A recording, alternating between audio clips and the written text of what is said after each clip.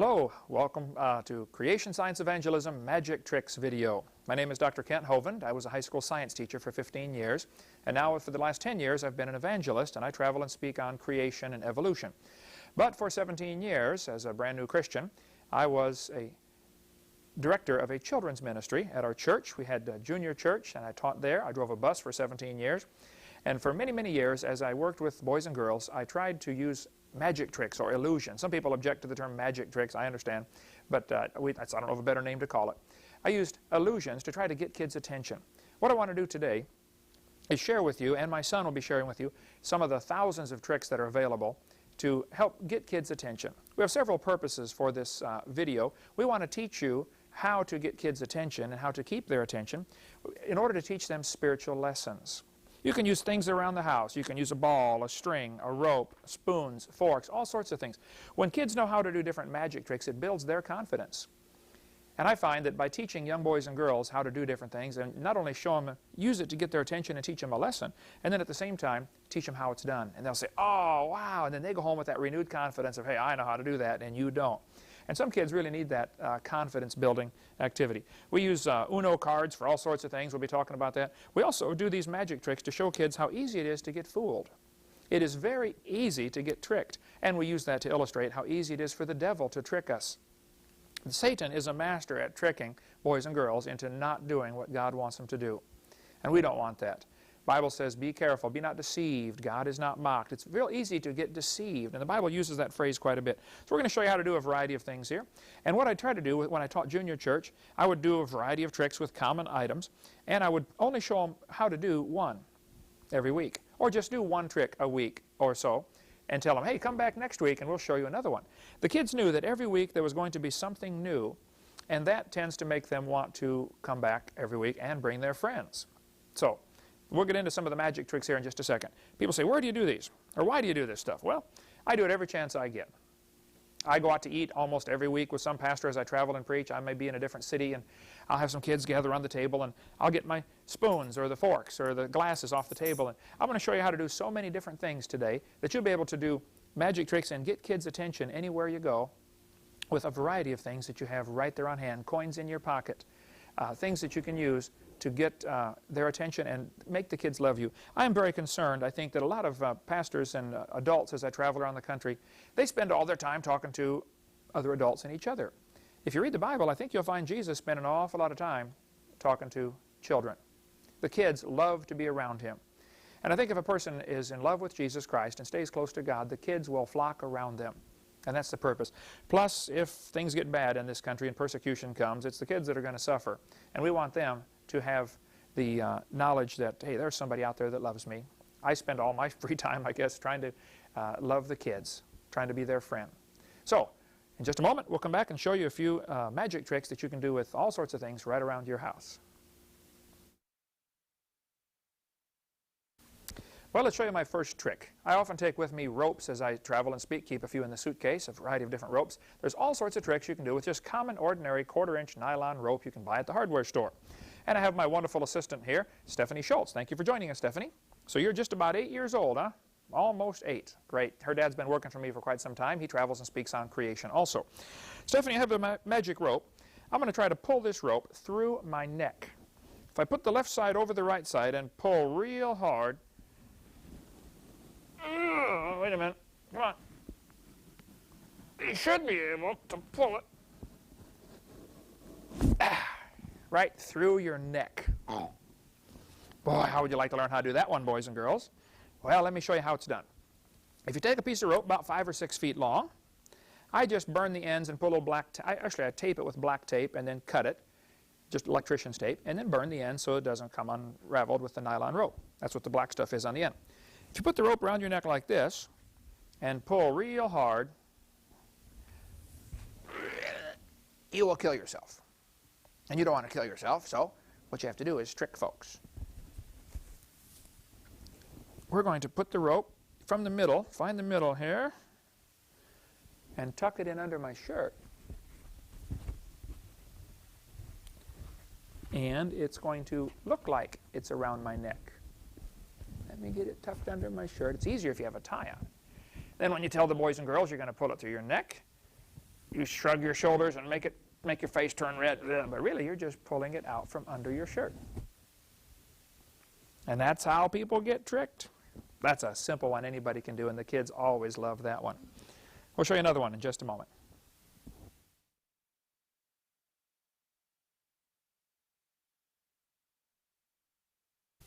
Well, Stephanie, one of the devil's favorite things to do to boys and girls is to get them trapped with bad habits. I've got my magic rope here, and I'm going to show how easy it is for the devil to get people trapped with bad habits. Sometimes people get in the habit of lying. You know, somebody asks them a question and they don't tell the truth. The first time you lie, it kind of bothers you, you know, but after a while, the more you lie, pretty soon you get good at it.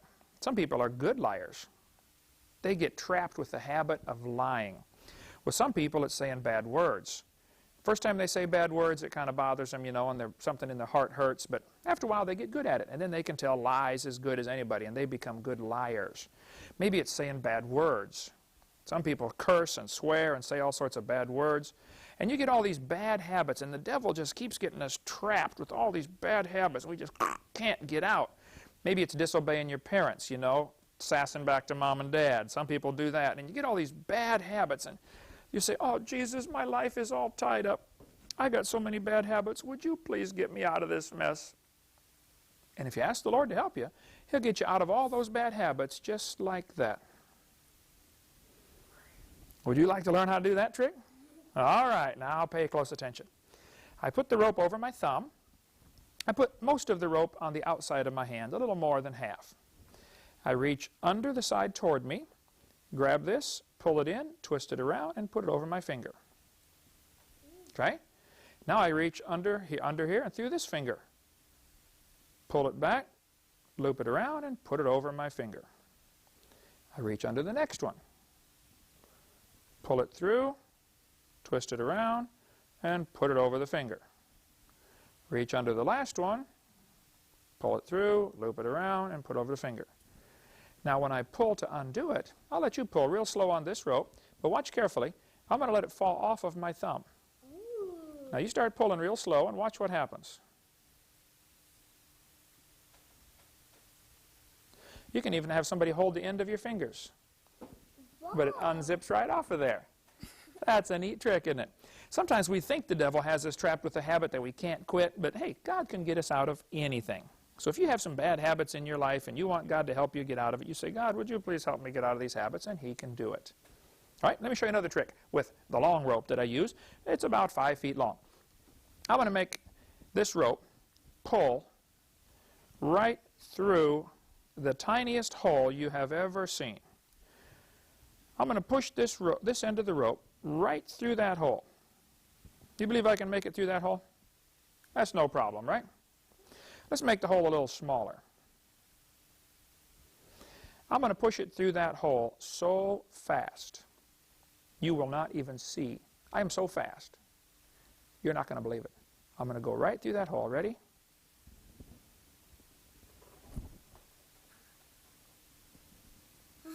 Wow. I think we can do it even smaller than that. Okay, we're going to pull it right through this hole. Let's make it real. You tell me when to stop. Stop. You think I can make it through that? Sure. I'm pretty fast. Let's see here. You ready? Set, go. Right through the hole. Would you like to see how to do that trick? Okay. Watch this carefully now. I put about 16 inches of rope on the inside of my thumb hanging down like this. A little smaller rope works even better, but this will work fine. You wrap around your thumb a few times, make a loop, and twist it around backwards. Now it's this rope that was inside the first one, not the one I just put up there. The first rope is the one I'm going to use to pull through the hole. I'm going to pull this rope over a little bit toward the end of my thumb, out here. And you'll see why in a minute. Now I can make, with this other rope, pull down on there and make the hole smaller. Go ahead and pull down on this one, just a little, make the hole smaller. Okay, that's good. Now watch what happens. When I take this rope, I just go right past, I don't even go through the hole, and I pull, and it lifts up underneath my thumb. It actually just pulled out between my thumb and my finger and ended up inside the loop. And you thought it went right through the loop, didn't you? That's easy to get tricked, isn't it? Boy, the devil is good at tricking us. I'll tell you what, hold your thumb up. I'm going to see if I can pull this rope right through your thumb. You ever had a rope go all the way through your thumb before? We will today. To make sure the rope doesn't come around, I'm going to take this end and tie it in a knot. And I want you to notice, Stephanie, my fingers will never leave my hand at any time during this trick. But your thumb might. If I put my finger on top, there's no way to get this off of there, is there? No. Well, let's see if we can get this off of here. Oh, keep it on there, because I happen to know the magic way to get ropes off of thumbs. You ready? Would you like to see how to do that trick? All right, put your thumb up. Or you can do it around a lamp post or anything, any kind of post. I take my middle finger and reach over and pull the first rope back. Then I take my index finger and I grab the rope on the left side and put it through here. Oh, keep it on there. Now, I'm going to tip over and put my middle finger on top of your thumb. Now, you think the rope's around your thumb. But if I lift my finger out,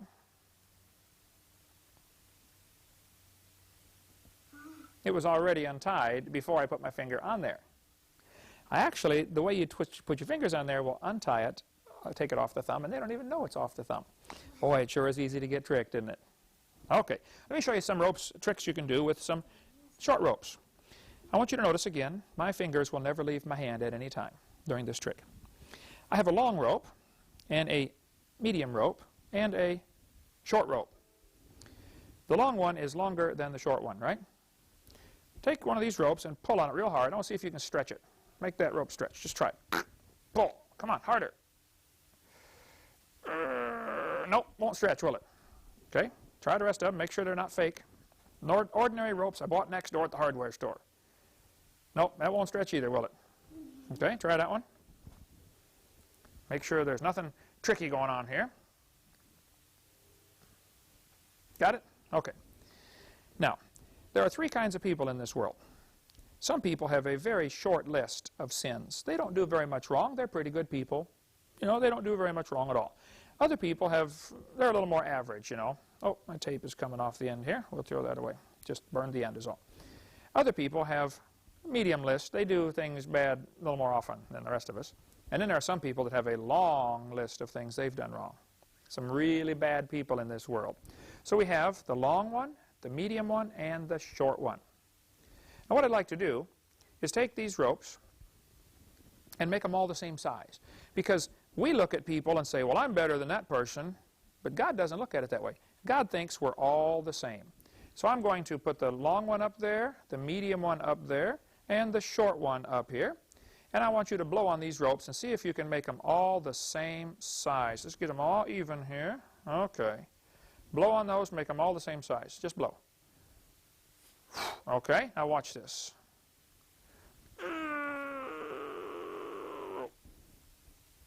All the same size. 1, 2, 3, all the same size. See, God looks at us and says, hey, you might think you're better than somebody else, but I think you're all sinners and you all equally deserve to go to hell. That's why we all need to get saved. Even if you're good or bad, doesn't matter, you still need to have Jesus Christ forgive your sins. Would you like to see how to do this trick? If you put them all back now, get them all the same size, and we blow on it one more time here. Let's see. Oh, that one's too tall. There we go. Blow on it one more time. See if you can fix it back.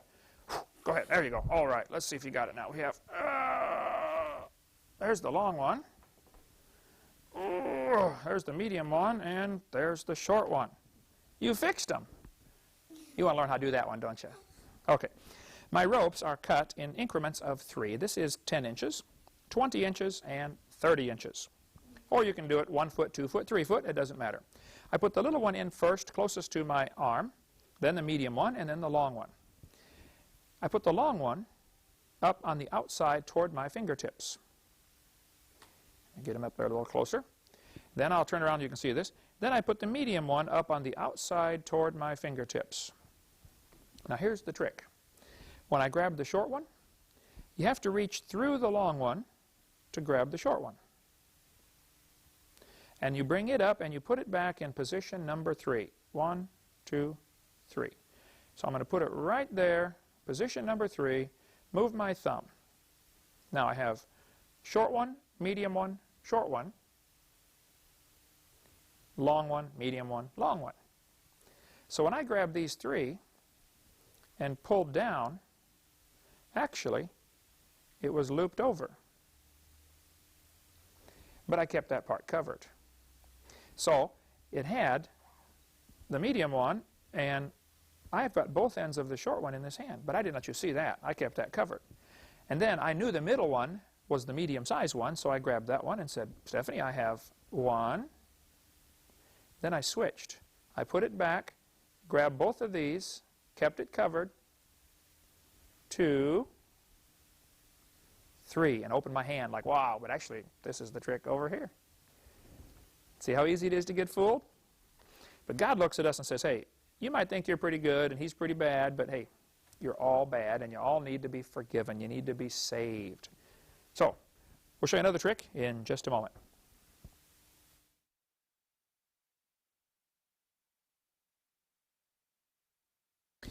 Well, Stephanie, I'd like to show you now the devil's handcuffs. I have this rope, and I want you to notice when I do this trick, again, my fingers will never leave my hand at any time. If you take this ordinary rope, which you can buy at the hardware store, and you bang it together just right, you bang it together, you can make the devil's handcuffs. Okay? Put your hands in here. Now if you pull it like this, wrap it around, you just let me tie you up, didn't you? You know what we do? A lot of boys and girls, they just let the devil tie them up. They get bad habits, and they start off when they're 7 years old or 8 years old, you know, doing bad things, and they just stick their hands right in the devil's handcuffs and say, here, why don't you make me your slave, devil? Well, that's be kind of dumb to let the devil be your boss, wouldn't it? Okay, pull your hands apart a little bit, and I'll show you how to do this trick. I use these devil's handcuffs on kids all the time, especially if you have a kid who's a little bit rowdy in Sunday school class. I say, watch this, kid. Come here, you know, whack, and make the devil's handcuffs and tie them up and tie them to a pole someplace. And say, no, I don't do that, actually, but you feel like it sometimes. What I did, now this trick is fairly easy. It takes a little practice. I twisted my right hand toward me and my left hand away from me. So when I brought the ropes together, I was able to reach through, grab the opposite side with both hands. So I brought it in, grabbed the opposite rope, and pulled. And with a little practice, you can get where you're really fast at it. I just go like this. Let's try it real fast. You ready? So we're going to try the devil's handcuffs. Just takes a little practice, and anybody can do that one. That's a good one, isn't it? Okay, let's show you some tricks with some other items besides ropes. There's lots of things you can do with tricks for kids, and I really enjoy magic tricks. Are you liking this? Good. All right, we'll show you some more in just a minute.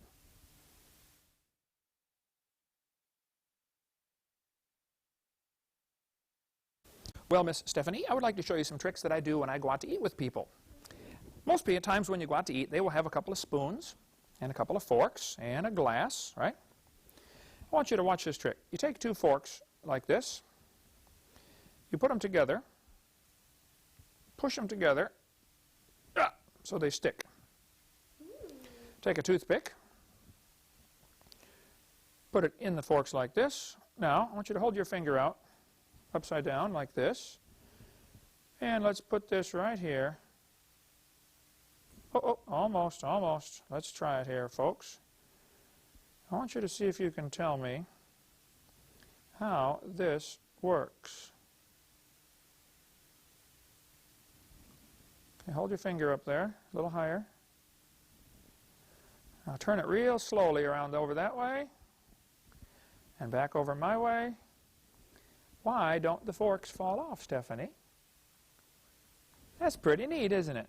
You can even balance it on the side of a cup.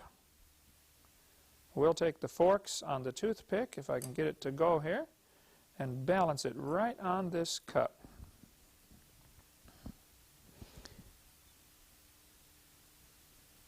Shove the toothpick in and balance it. Oh, the cup is not quite heavy enough. I'll hold the cup to support the weight of it, and it should balance right there. Wow. That's pretty neat. They just stay right there hanging on the side of that cup. You think, how on earth can that happen? Well, actually, if you're balancing on a toothpick like this, the weight of the fork has to balance on your finger, so half of the fork is behind my finger from these handles sticking out. So this is actually a very simple balancing trick. The forks are jammed together and the toothpick stuck right through any of the, I put someplace in the middle, so it has to go through both forks. Pretty neat one, huh?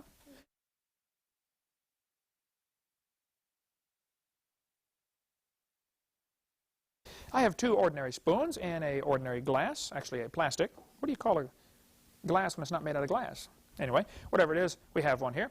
And I'm going to hit the end of the spoon like this, right into the cup. All you need to do for this one is get the base of your spoon against the middle of the glass. Make sure it is all straight. Line this one up. If everything is in a straight line, and this is just barely touching this spoon, when you push here, it's going to lift up on that spoon, right? And if you do it quick enough, it'll flip this spoon right up into the glass. That'd be one you could practice at home, right? There you go. Okay, let's try a few more tricks.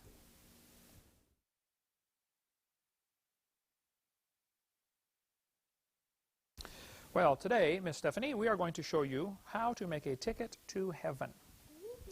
Once upon a time, there were two boys that rode the bus to Sunday school, George and Sam. Well, the Sunday school teacher took a piece of paper like this. He told the boys and girls how to go to heaven in Sunday school. He said, now, boys and girls, you have to ask Jesus to come into your heart so you can be saved and go to heaven. You have to have your sins forgiven. And George said, well, I want to do that. So George prayed and asked Jesus to forgive his sins, and he became a Christian. He became a child of God. So the teacher took a piece of paper, folded it like this, folded it down like this, and said, now, George, this is to remind you that you have asked Jesus into your heart. This is going to be your ticket to heaven because you've got Jesus in your heart. So George took the piece of paper and he stuck it in his pocket, and he got back on the bus to go back home from Sunday school. And another one of the kids on the bus, this Sam kid who was in the class, Sam did not want Jesus to come into his heart. He did not want to get saved. So Sam came over and he said, George, I see you got the ticket to heaven. He said, I never got one today because I didn't ask to get saved. He said, George, would you let me have part of your ticket?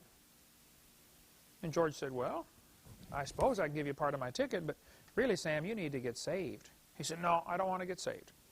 So George took his ticket and he cut off 1/3 of the ticket. He said, I'll just give you part of my ticket, George. Or he gave it to Sam.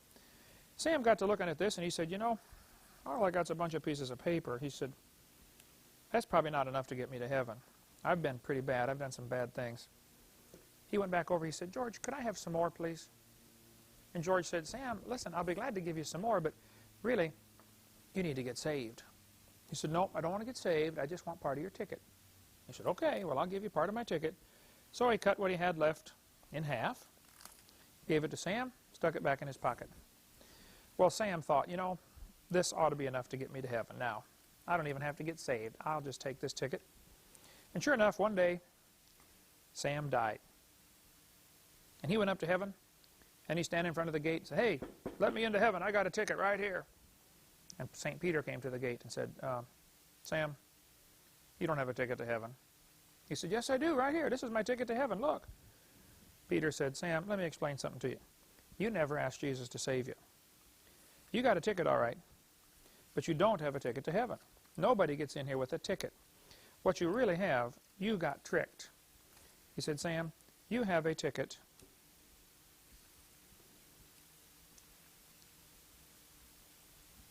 to where? Hell. He's got a ticket to hell because he never asked Jesus to save him. Never did get saved. And then George died. He came up, knocked on the gate, said, hey, Peter, let me in. I got a ticket. Peter said, you don't get in with a ticket. You got to have Jesus in your heart. And George said, I know. I'm really trusting in what Jesus did for me on the cross. And that's how you go to heaven. Would you like to learn how to do that trick? All right, we'll show you how it's done.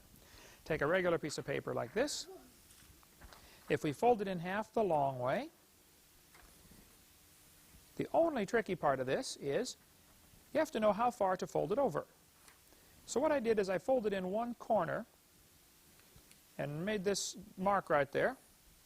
Now right here is where I want to fold it over to. I'll fold it over that far, right there.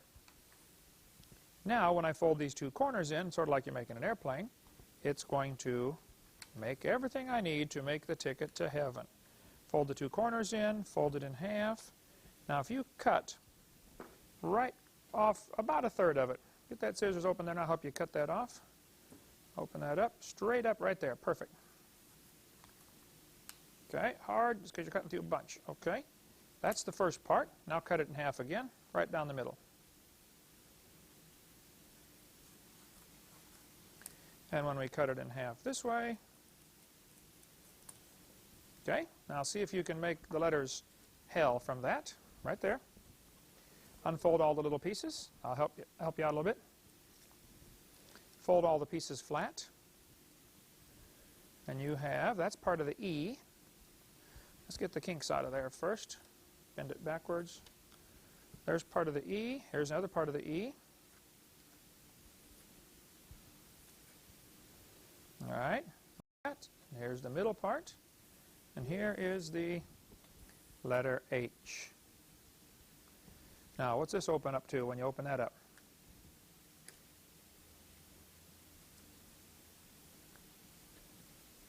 There, show that to Brian right there. That opens up to be the cross, what Jesus did on the cross. There we go.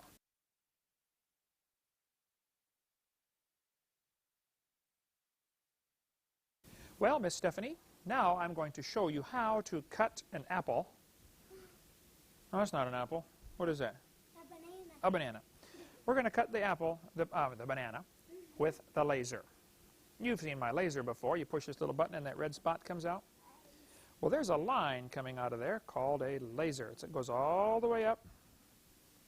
With this laser, I can cut right through the banana without cutting the skin. You want to watch me cut it? Ready?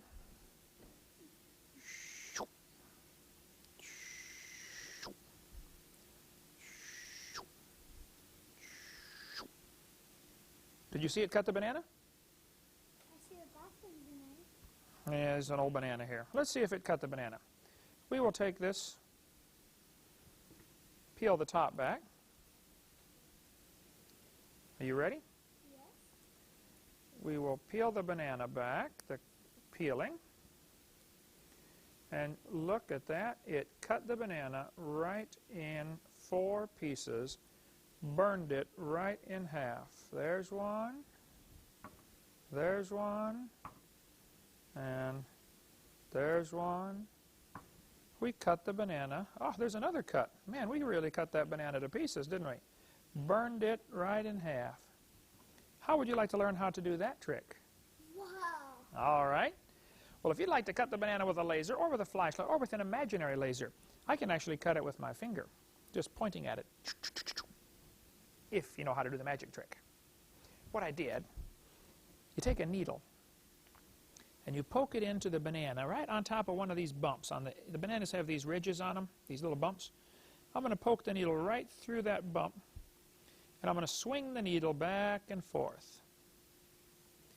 So the needle is cutting the banana inside. Now the banana is already cut right through there where that little hole was where I poked the needle. Push the needle in and swing it back and forth, but I didn't cut the skin. Then I pretend like I'm going to cut it with my laser or with my finger. I can go whoosh, and say, see, we just cut the banana. And the kids all think, no, he didn't cut the banana. I cut it earlier. Let's cut the top off this banana and see. If we peel it back, we will find the banana has already been cut inside, and you can tell them it was cut with your finger, but really you cut it with the needle. How do you like that trick? That's one you could do at home, and your brothers would love it, wouldn't they?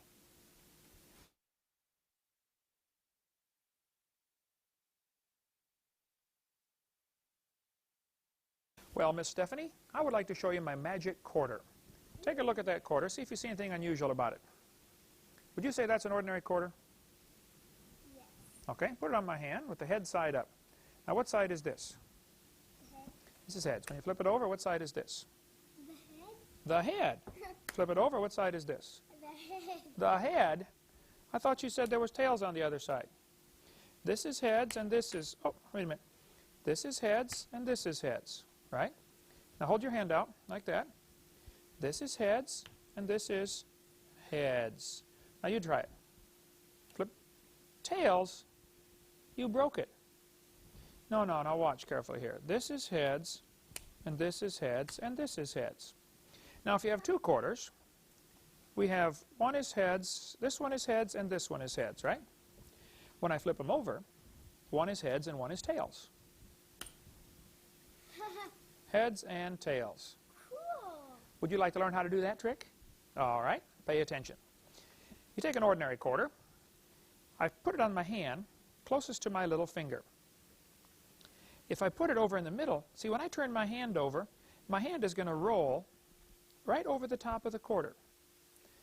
I put this hand down lower, and I pull this hand so fast, it slaps it straight down, and the quarter never does turn. So this is on heads on this side by my little finger. If I put this one on the other side, it's got the red letters on there, this one will flip over. See those red letters on there? Yeah. That's just somebody got some paint on this quarter, it doesn't matter. Now this one will flip over and this one won't, because I'm going to twist my hand in the middle. And I got to have my other hand down below, so when I twist it in the middle, this one did not flip, and the one with the red letters did flip.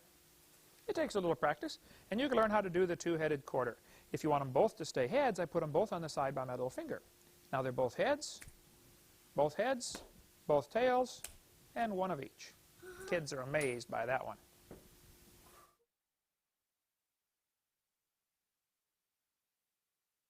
Stephanie, how many pennies are here on this table?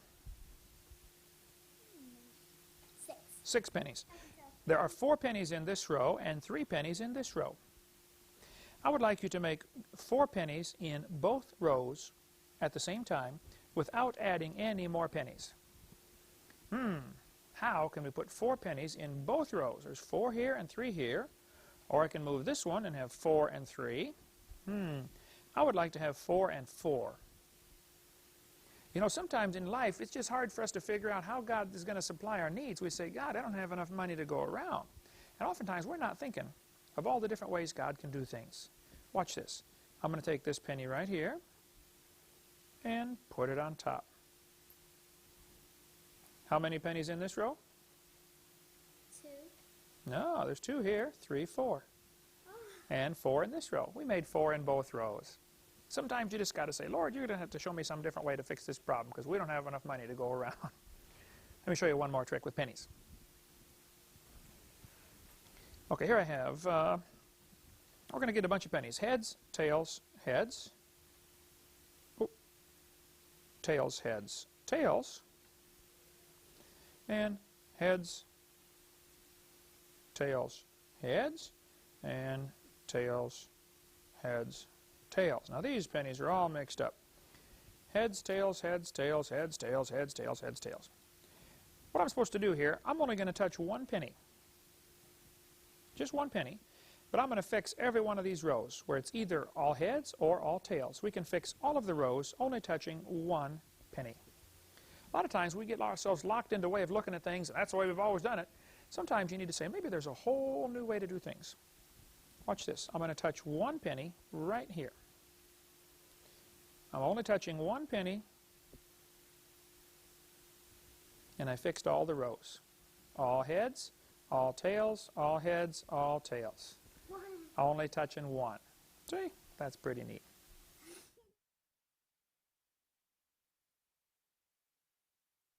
I'm about to show you the scientific way to shoot a rubber band. Would you like to learn how to shoot a rubber band? The scientific way? We're going to see how far we can shoot this rubber band. Now here's what most kids don't know. See, they don't study science enough. They don't know how to shoot a rubber band the real way. If you take a rubber band and put it on the tip of your finger and pull it back and shoot it, it'll fly pretty far. But if you want it to fly twice as far, You have to learn the scientific secret to shooting rubber bands. And I do this everywhere when I go to churches. I say, boys and girls, I'm going to show you the scientific way to shoot a rubber band. I will take one side of a rubber band and I will write on here, this is the flesh. And on the other side, I'm going to write the spirit. See, the Bible says we're supposed to walk in the spirit. We're not supposed to be led by the flesh. We're supposed to let the spirit lead us, the Spirit of God. So one side is the flesh and one side is the spirit. If you put both sides stretched the same, when it flies through the air, they'll be flopping back and forth, and they're fighting against each other all the time. And so you lose all your speed. It won't go very far. But the secret to going fast is, before I stretch it back, I grab most of it on this side. Now this is tight, listen to it, and this is loose. Now when it flies through the air, 3 times farther than most people can shoot a rubber band. That's how you shoot a rubber band the high-speed scientific way, all right?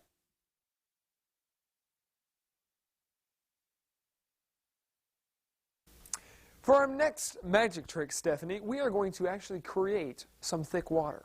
For this magic trick, all you need is a cup that can hold thick water, a thick water cup, a normal 3x5 card, and a thick water maker. This pitcher is indeed a thick water maker. All you have to do to make the thick water in here is pump the pitcher 5 times. Go ahead and just pump it up and down five times. 1, 2, 3, 4, 5. Excellent. Now, if the thick water maker worked, we should have indeed made some thick water. Let's try and see if it worked. We'll put it in our thick water holder, our glass here. Pour it in the glass. Simply put our 3x5 over it so we don't contaminate the thick water. As we do that, we will then turn it over, and the thick water should stay in the glass without even falling out. Simply amazing, you say? No, it's thick water.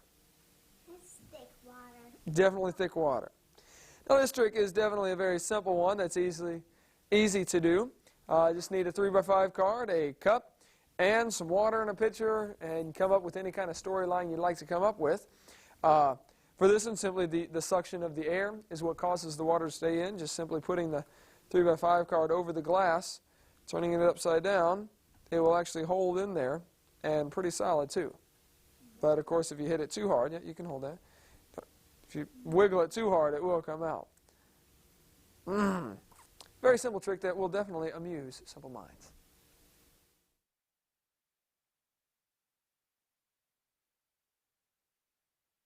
Stephanie, for our next trick, we showed you the thick water. We'd like to show you some thick air. You can actually buy thick air and have it in a cup. Now, thick air is very different from normal air. See, thick air goes up. You have to have something upside down in order to hold it. Inside this, I have some thick air. There's some thick air inside of here. I'm going to drink this thick air and then blow it inside the balloon. Remember, you got to keep the thick air up, so I got to blow up in it. And the thick air, it should cause the balloon not to deflate. Let's try it. I'm going to drink this thick air.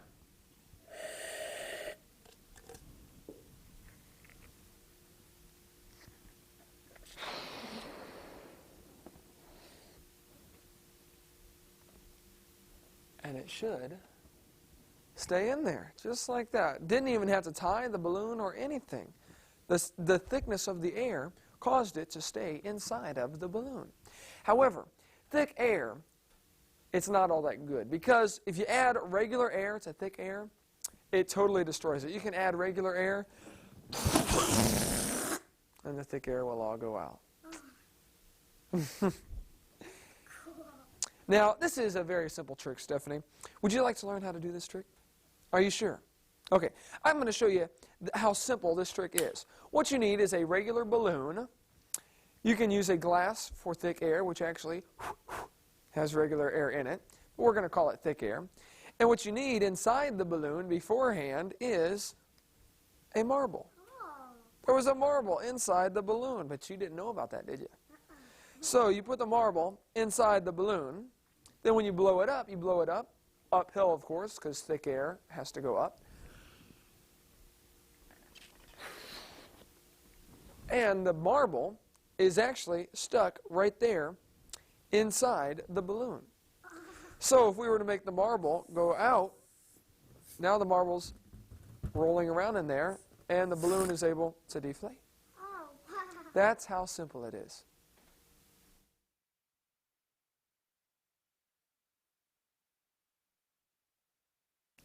You know, magic tricks can be very deceiving.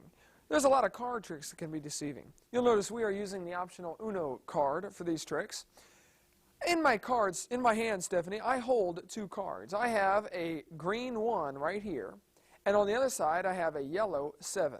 Two cards, right? Yellow 7 right there, and on the other side I got the green 1, okay? Now, I'm going to put one of these cards behind my back, all right? I'm going to put one of them behind my back. Now, which card did I just put behind my back? the green one. No, you weren't watching. See, I put the yellow 7 behind my back. You got to watch carefully, okay? Let's try this again. Two cards, the yellow 7 and the green 1. Okay? Green 1, yellow 7. Now, I'm going to put one of these cards behind my back. Tell me, which card did I put behind my back? The yellow 7. No, I'm telling you, Stephanie, you got to watch, because I put the green 1 behind my back. You got to watch carefully, Stephanie, okay? Two cards. That's all there is. It's two cards. One is a green 1. The other one is the yellow 7. Okay? Now, which card am I putting behind my back? Did you watch close? Watch close. Which card am I putting behind my back? The green one. The green one? No, you weren't watching. Watch carefully. Which card am I putting behind my back?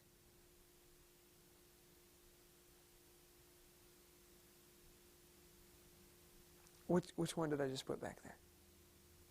The yellow 7. Well, actually, it was the green 1. See, you can always fool somebody with card tricks. Now, how'd you like to see how to do it? You would like to see how to do it? I think we're going to have to show you guys how to do it. This trick is very simple. You just simply take any cards you would like, and you get some rubber cement, and you actually glue two faces of the card together. So you have a front and back, both of them, Uno. Then, on the other card, you glue the backs together so that it is a face card each time you flip it. That's the simple way you do it. And then, there's a little technique here you got to use. You set the green 1 right like that. Then, if you were to just flip it over, they would know that it's not right. So what you do is, as you flip it, you simply twist it like that with your thumb. So it looks like it's on the other side.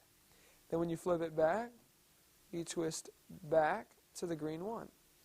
But when you do it fast, you tell them, I have a green 1 and a yellow 7. So when you're doing it fast, you got the yellow 7 and the green 1.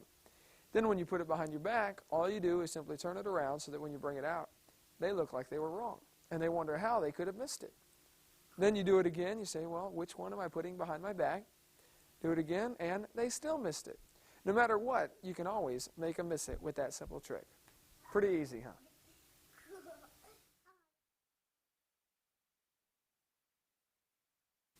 For our next trick, we are going to use a dollar bill and another card.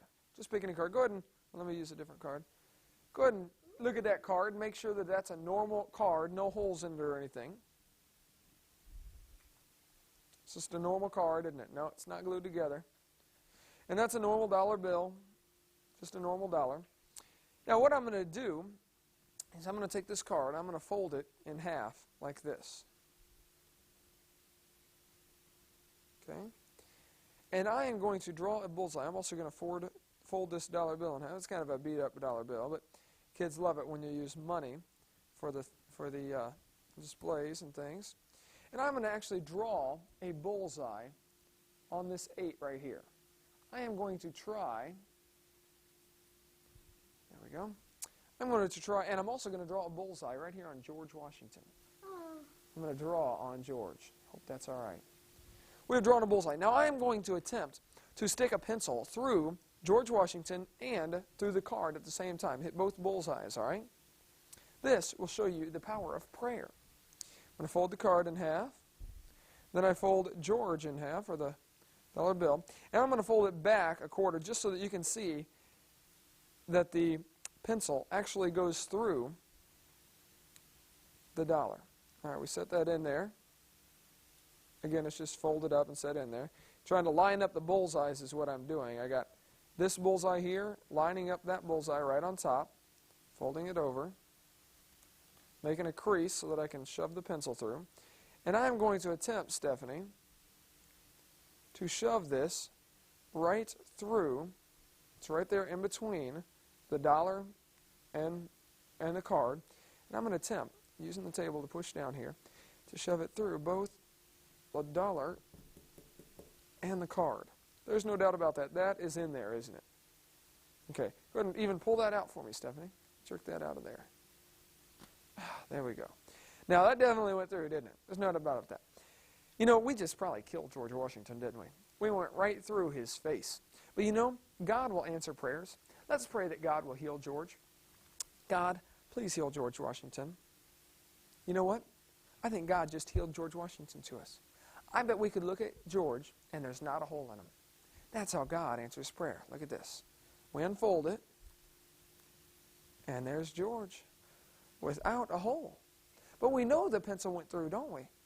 Another way we know that is because the card has a hole in it. There's a hole in the card right there, but there's no hole in George, is there? Is there any hole there? Do you see a hole? No hole there at all, is there?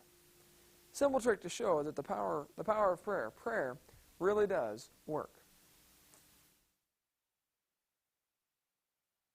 What you do is you can take any card you'd like. We'll use this one. And again, you fold it in half, like so. All you need is a dollar card and a pencil. Don't even have to put the marks on it. Fold it in half like so. And I draw the mark on there just so that I can say I'm aiming at something, aiming at that bullseye right there. Then what I do is I fold my dollar in half. But what the people do not know that I have done before to this dollar, let me see this, is I have put a little slit in it. Right here, you can see, try to hold it still here, there is a little slit in the paper so that my pencil can go through. However, when you're normally looking at it, and of course you cover it up with your thumb, you ask them to look at George Washington. So when they look at George Washington, they don't see the slit that's under your thumb. But there's actually, I've taken a knife and actually cut a slit right there in the paper. So that when I fold it in half and fold this in half, actually what I'm doing while I'm inside this card is I am simply going in that little piece, that little slit right there. Right there, I just actually go in, and that's all I do, and I just cover it up with the rest of the dollar. So really, all it's doing is, show you to you without the card, is going through that slit, and it's not at all going through George Washington. It's not going through the dollar. All it does is go through the card and poke the hole in the card. So, you can make it look like it's going through the dollar, when actually, all you're doing is going through the card. And there you have it. George Washington is not hurt at all. He's just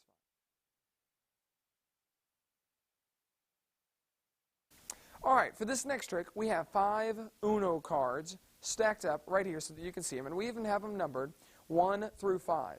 Now, you cannot see what these cards look like, can you? But I can see what each one of these cards are. And I have a stack of Uno cards right here. And some of the cards in here will match the cards that are back here. Now, I am going to, out of these cards, try to pick out a card that you are going to choose.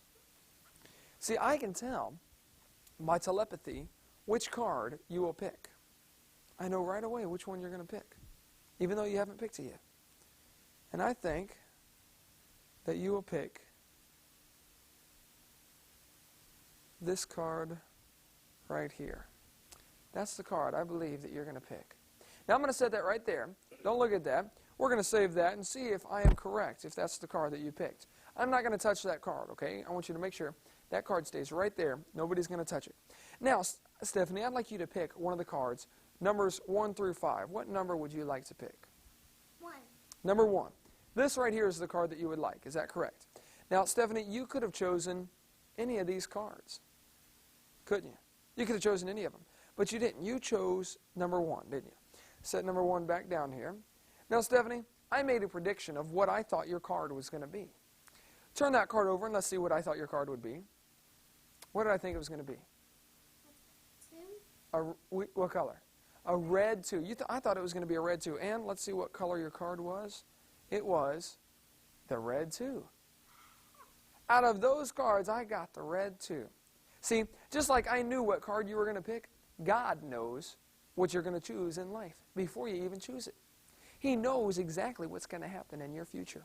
And He can tell what's going to happen. And the thing we need to do is trust God for our futures. This trick really is very simple. It's easy to do, and anyone can do it, but it takes a little bit of preparation. All you need is your cards, any normal cards, but you got to get 5 packs of the card. You see, I needed a whole bunch of red 2s because that's the card that I wanted you to pick. And you'll notice each one of these cards has half of a card glued to it. All I have done is cut a card in half, and glued it with rubber cement right on top of half of a red 2. So the bottom of these is each the red number 2. Now I don't show you that though. I put those in the stack like this, and you can make this. I made this out of a piece of wood. You could use anything. This is the bottom of a file folder, and just some electrician's tape around it. You can use anything you want. Make sure you cut the file folder high enough so that the card will be covered all the way up, even over halfway is a little better, just so that you're sure the person's not going to see it. But you stack the cards in like this, and then you already know which card they are going to pick. You have to have that card available, and then you just have a stack of cards sitting there, and you pick out that card. You're going to set it down. Then they pick any card they want. I'm going to show you what I see. They pick any card they want. When they pick the card, say you picked this one right here, I would simply pick it up and say, so you picked this card right here, which this is what I see. You don't see this. All you see is that. I say, so you picked this card right here. Then I turn it around and show you that you could have picked any of these cards, which all look like different cards. But underneath, we know that they're all the red 2 if we want them to be. Then I turn this one over like this so you can't see it. I put it in there upside down. Then I say, okay, now let's check and see which card I predicted you would get. You turn it over, and I predicted you were going to get the red 2. And when I turn it around, sure enough, you had gotten the red 2, which you would have always gotten the red 2 if we had turned the card over right. Correct? Correct. So it's a very simple trick that you can use a couple of different things. You can. That's why I had the red 2. That's why you had the red 2. That is so neat. And you just simply rubber cement half of a card on, and make some kind of holding device, something to hold the cards that'll stand up, and you're ready to do some magic.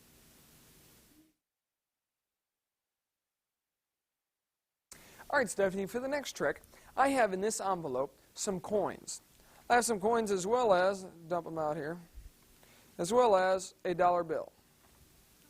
Now, I have 4 different coins here. I have a quarter, I have a penny, I have a nickel, and I have a dime. 4 different coins. Now, I think I would be able to tell which coin you will pick. Out of these 4, I think I know which one you're going to pick. I'd like you to simply pick any coin you want, any one of the 4. You take the quarter. Okay. Now I have written down a prediction of what coin you were going to pick. And I knew that you were going to pick the quarter. Now you say, how did you know I was going to pick the quarter? Because it costs much. Because it costs as much? No.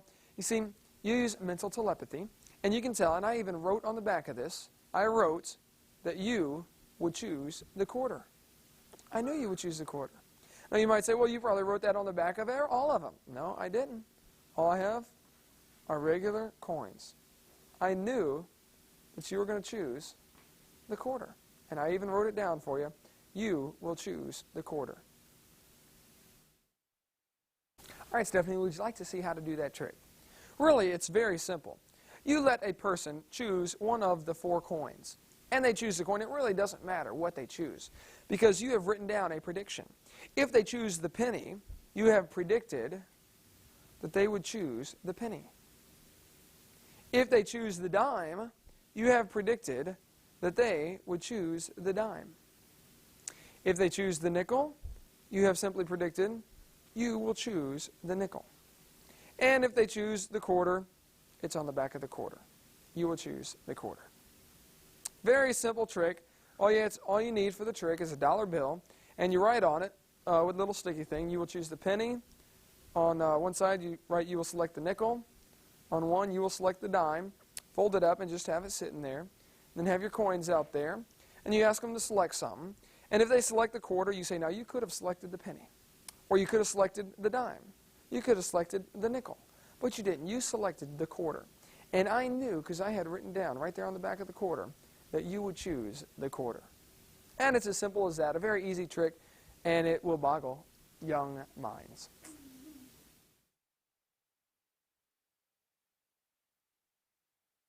For this trick, we have a couple things on the table. We have a cup filled with 3 pennies. We have 3 pennies there inside a normal cup, right? Normal cup. We're going to put the pennies inside the cup. The cup is going to represent God and all of His riches. God has a lot of riches.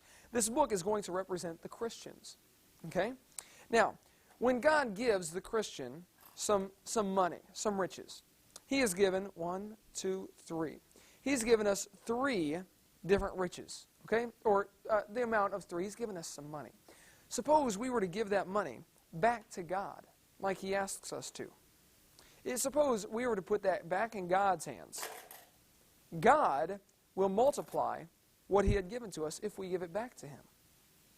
God, if you wait, God will send pennies or things, more riches down from heaven.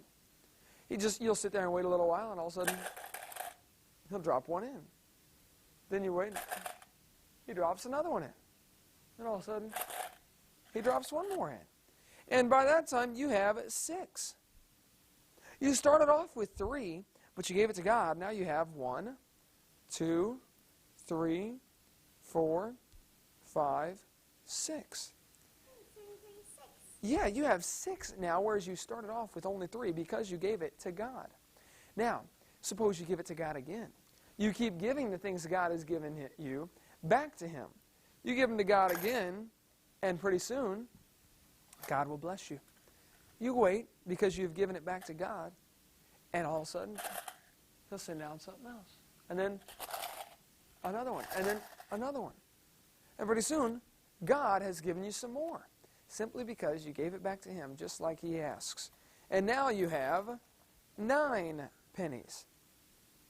You started off with 3, now you have 1, 2, 3 that you started off with. Then you have 1, 2, 3, 4, 5, 6. 6 that God has given you. Just because you gave the first 3 back to Him, He kept giving you more. And if we keep giving our money to God and give our things and our time to God, He promises us that He will give us more back than what we gave Him. Pretty good example of how He gives us more, isn't it? Would you like to see how that's done? Okay. Stephanie, this trick also requires a little bit of preparation. What we need is a cup, we need a book, and we need 9 pennies. Now, I use the pencil just to make sure you know that I'm not touching the pennies, and they are really 9 separate pennies. And you put the pennies on top of the book. You start off with 3, and then you go from there. But here's the secret. This book has been messed with. I fixed this book so that it would have a hole right there. I actually cut some of the pages down a little so that if you open it up, there's a hole in the book right there cut out of some of the pages. Then I also put a hole right here in the back. Had to cut through the binding and actually put a hole in the back so that when you open it up, you will actually see some holes. You see this hole here and this hole here. But when the book is closed and at an angle like that, you can't see them. So all I have to do is, before I do the trick, I put 3 pennies and just slide them in the hole, just like that. Then I turn it and I put 3 pennies in this hole. There we go. Now my trick is ready to go. I have these 3 pennies in here to represent how much God's wealth and what He gives to us. I set them down, and when I count them, I put them towards where I'm going to pour. Put them right over here. So I have 1, 2, 3.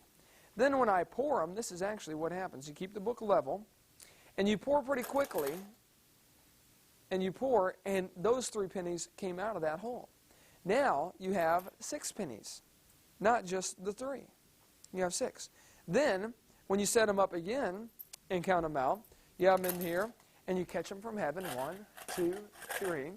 Then you pour them out, and they will see now there are 6 pennies. 1, 2, 3, 4, 5, 6. And you notice this time I put them right next to this hole that's back here. I counted them out, and as I counted them, I moved them so that they would be next to this hole, so that when I poured them into the cup, if you give them back to God, actually what's happening is those pennies, as well as the 3 that are in here, are going in. And then I set it down, and I say, now, since you've given back to God, He has given you lots more. Now you have 9 pennies, whereas you only started out with 3. And really the secret is that you've hid 3 pennies in each side of the book. That's the whole secret.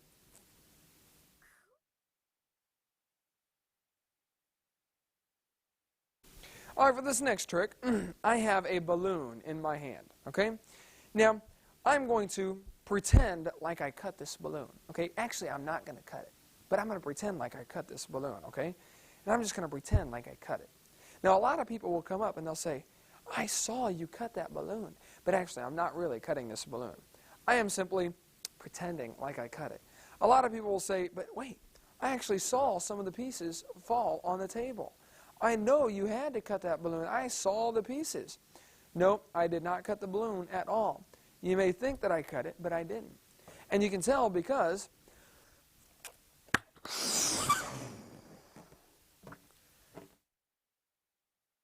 for this trick, all you need is a couple balloons the same color, some scissors, and a pencil. All right? What you do is you take one balloon and you get right in the middle of it and you push down.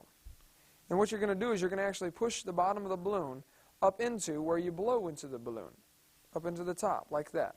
So you're going to push it down into the balloon, like so. So it's down there. Then you take the pencil out. Now you have a balloon that's all balled up like that. Then you take this balloon and you stretch out the top. And you actually place this balloon down inside of it, like that. That way it looks like you have one balloon. But really, you're kind of covering this up a little. Really, you have 2 balloons. One is stuck down inside there. And you can feel right where the end is. So you can tell people that you are going to cut the balloon, or that this is the Christian's life. You can say, you know, a lot of people think I cut this balloon, but really I'm not. And they'll say, no, he really is cutting that. I know that he is. I saw the pieces falling. But really, all you're doing is you're cutting the outside balloon. And then, after you're done cutting down a little ways, and be careful not to cut your other balloon, you blow the balloon up. I just hold it with this hand, act like I'm blowing this balloon up, and you...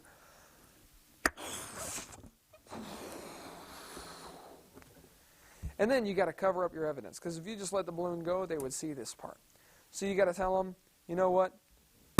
Balloons are very fragile.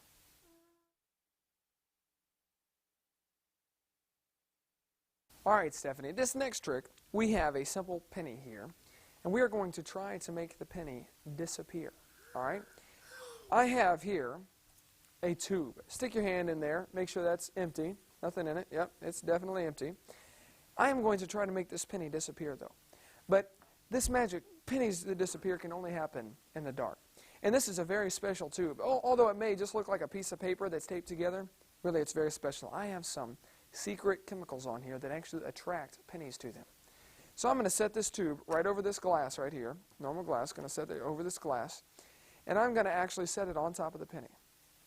Now, as I pull this tube up, what should happen, if my chemicals are correctly put together, I should be able to pull the penny up and out of the glass.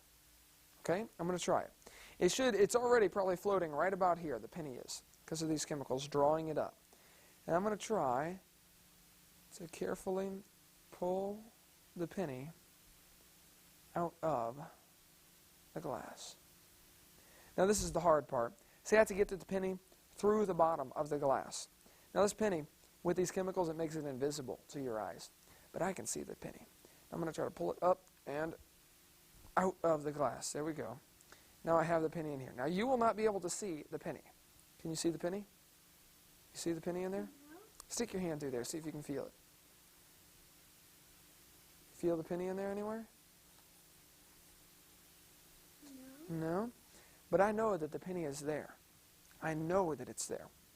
Now the penny, I got to try to get it back inside this glass. And it's pretty tough to get it through solid glass, so it might take me just a second. But I'm going to put the penny, let it balance there. It's moving. There we go. Let the penny come down slowly. And now I got to pop it into the glass. Ready? There we go. Got it inside the cup. And very gently set it back down.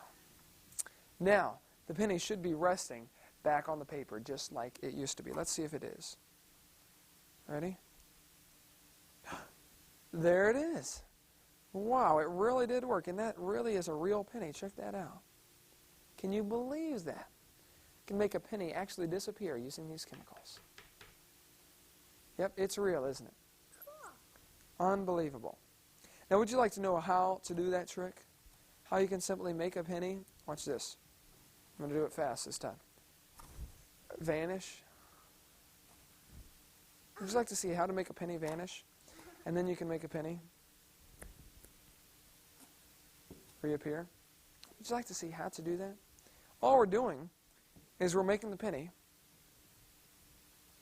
vanish. And then we simply make it reappear, just like that. All there is to it.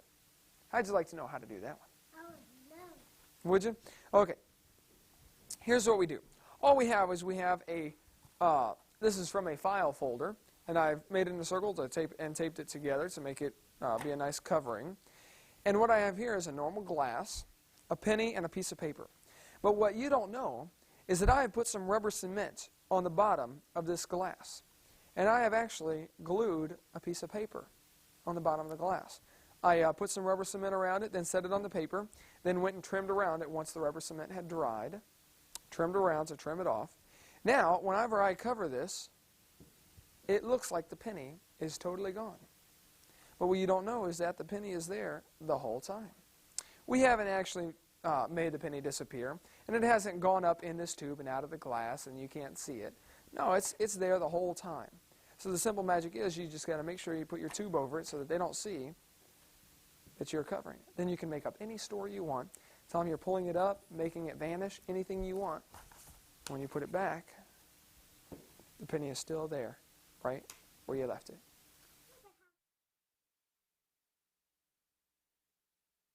Today, we are going to learn how to make a paper airplane go so far, if it doesn't get stuck in a tree or on a building, it'll go all the way to the ground. First, you print out the paper from the website, and you should be sure you have it printed out right, where the V from this side and the V from this side are pointing to the same place. Otherwise, you have printed side 2 upside down.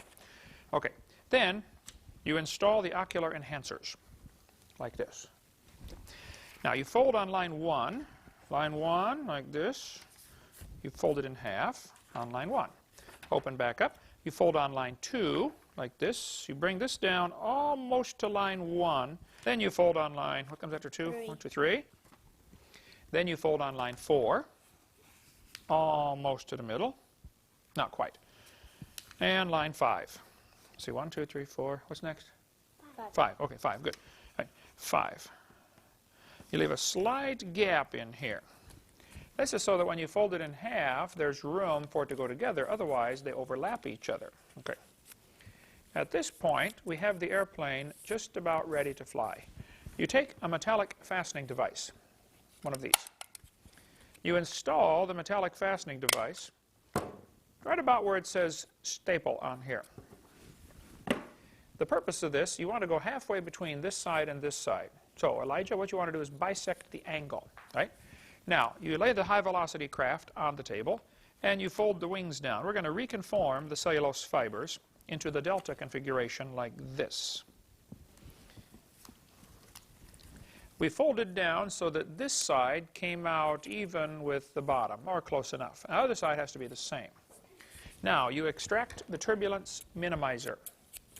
The purpose of the turbulence minimizer is to minimize the turbulence. See, airplanes fly on a combination of thrust, lift, and drag. And so we're going to decrease the drag, and given similar thrust, this should give greater distance traveled. Now, we take out a metallic propulsion enhancer. You go to Walmart or Office Depot, ask them for metallic propulsion enhancers. Okay? Now we're going to extend the primary section all the way, completely inverting it 330 degrees. Not quite 360. Leave a little gap. Then we grasp these 2 points and we extend the tertiary section 200 degrees, slightly past 180. Now we make sure everything is coplanar, collinear, and copaesthetic. We grasp the high velocity craft by the aft section. We grasp the metallic propulsion enhancer by the large loop. We stick it down in here and slide it forward, and it hooks on the metallic fastening device. Then you get a piece of adhesive bonding strip. Go to Walmart, ask them for adhesive bonding strip. The adhesive bonding strip should go adhesive side down. This is very important, okay? This will adhere the components together, and we are ready to launch the craft. Ha ha. These go so far. We'll make one more and show you how it's done. Okay, you take the half sheet of cellulose fibers, and you diminish the dimensions by 50% by folding it on line number 1. What comes after line 1? 2. Fold on line 2. Almost to the center, not quite. Then you fold on line, what comes after 2? 1, 2, 3. Then on line, what's next? Come on, come on, come on. 3, 1, 2, 3. 4. 4, 4. And then, what's next? 5. 5, 5. Oh, 5, 5, 5. Leave a slight gap in the middle. This allows for future thermal expansion of the cellulose fibers. Then you fold it in half like this, and you get the metallic fastening device. You install this on the line that would bisect the angle halfway from this line to this line. You imagine there's a line in the middle, and you put your staple on that line. Now, when you fold the wings down, you reconform the cellulose fibers into the delta configuration. This will create the lifting surface. Make the other side match as close as possible. Ooh-hoo. Aha, this is a good one. This one's going to go all the way to the ground, I can tell you. Now you get the turbulence minimizer, and you minimize the turbulence. Okay?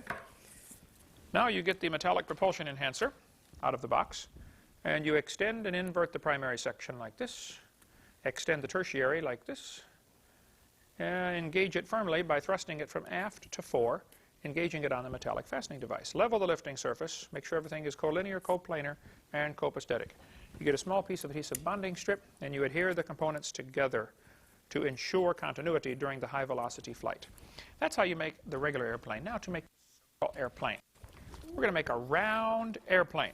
All right, give me some more room here, a little more room. Watch this. You take an ordinary full-size sheet of paper, and you fold it over like this, about 1/4 inch. Okay? Then you fold it over. Then you fold it over. Then you fold it over. And then you fold it over. And then you fold it over. And then you fold it over and fold it over. And then you fold it over and fold it over. And then you fold it over and fold it over and fold it over, leaving about 1 inch total. And you have an airplane. Have you ever seen an airplane like this? These are amazing. Then you take and you bend it and squeeze it. Got to hold your tongue out the left. That's important, okay? And you fall like this. Left side. You got it? And you make it round. Then you get a small piece of adhesive bonding strip like this. And you tuck one side inside the other. Either one will work. You tuck it inside just about 1/4 inch, just barely inside. Now the adhesive bonding strip should go with the sticky side down. That's very important. And you tuck the excess underneath, and you have a round airplane. Now the way you fly the round airplane, you install a little bit of a little bit of salivary extract on your phalanges like this. You grasp it, and you're going to throw it like a football, and spin it, just like a football. Heavy side, the thick side, goes first toward your little finger. When you throw it and spin it, the air goes through the middle, and it creates what's called the Bernoulli principle. Now he's probably dead, but it still works. We need to make our elastic accelerator for this high-velocity delta craft. You take a bag of number 64 rubber bands, which you buy at Walmart, okay, and you lock them together. What you do, you go under, reach through, grab this bottom one, and pull it. There's 2.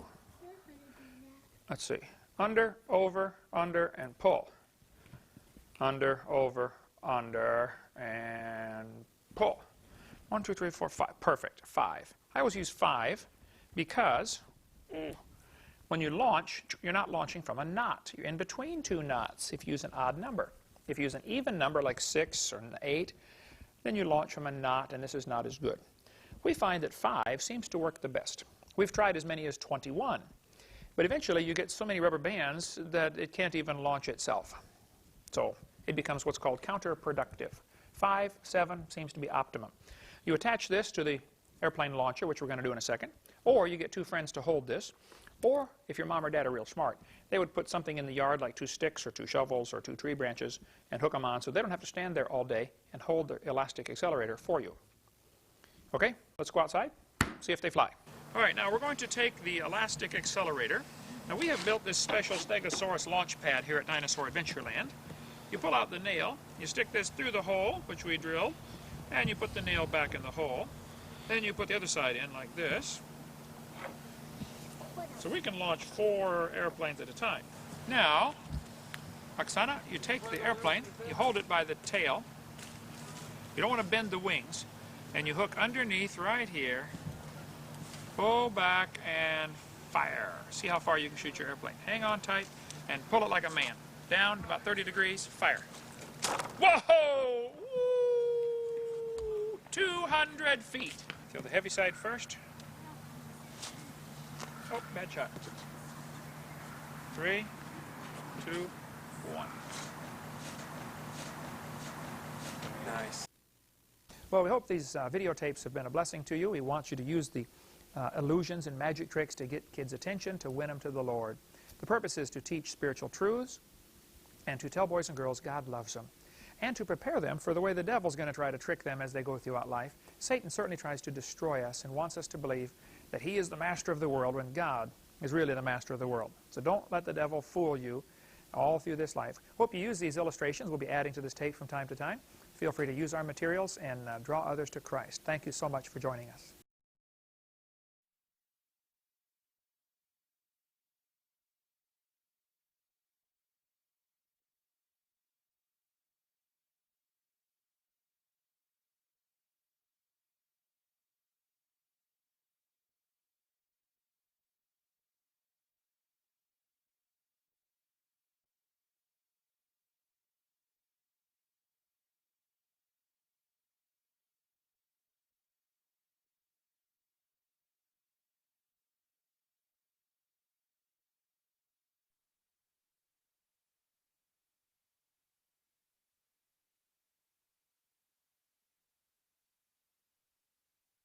Teacher for 15 years.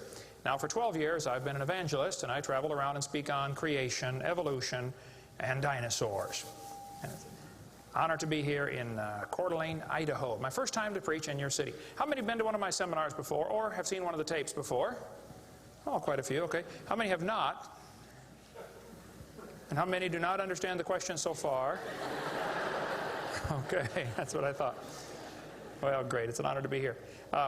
I tell folks right up front before I get started too far, because I don't want anybody sneaking up on me, I believe the Bible is the infallible, inspired, inerrant Word of the living God. I believe it from cover to cover.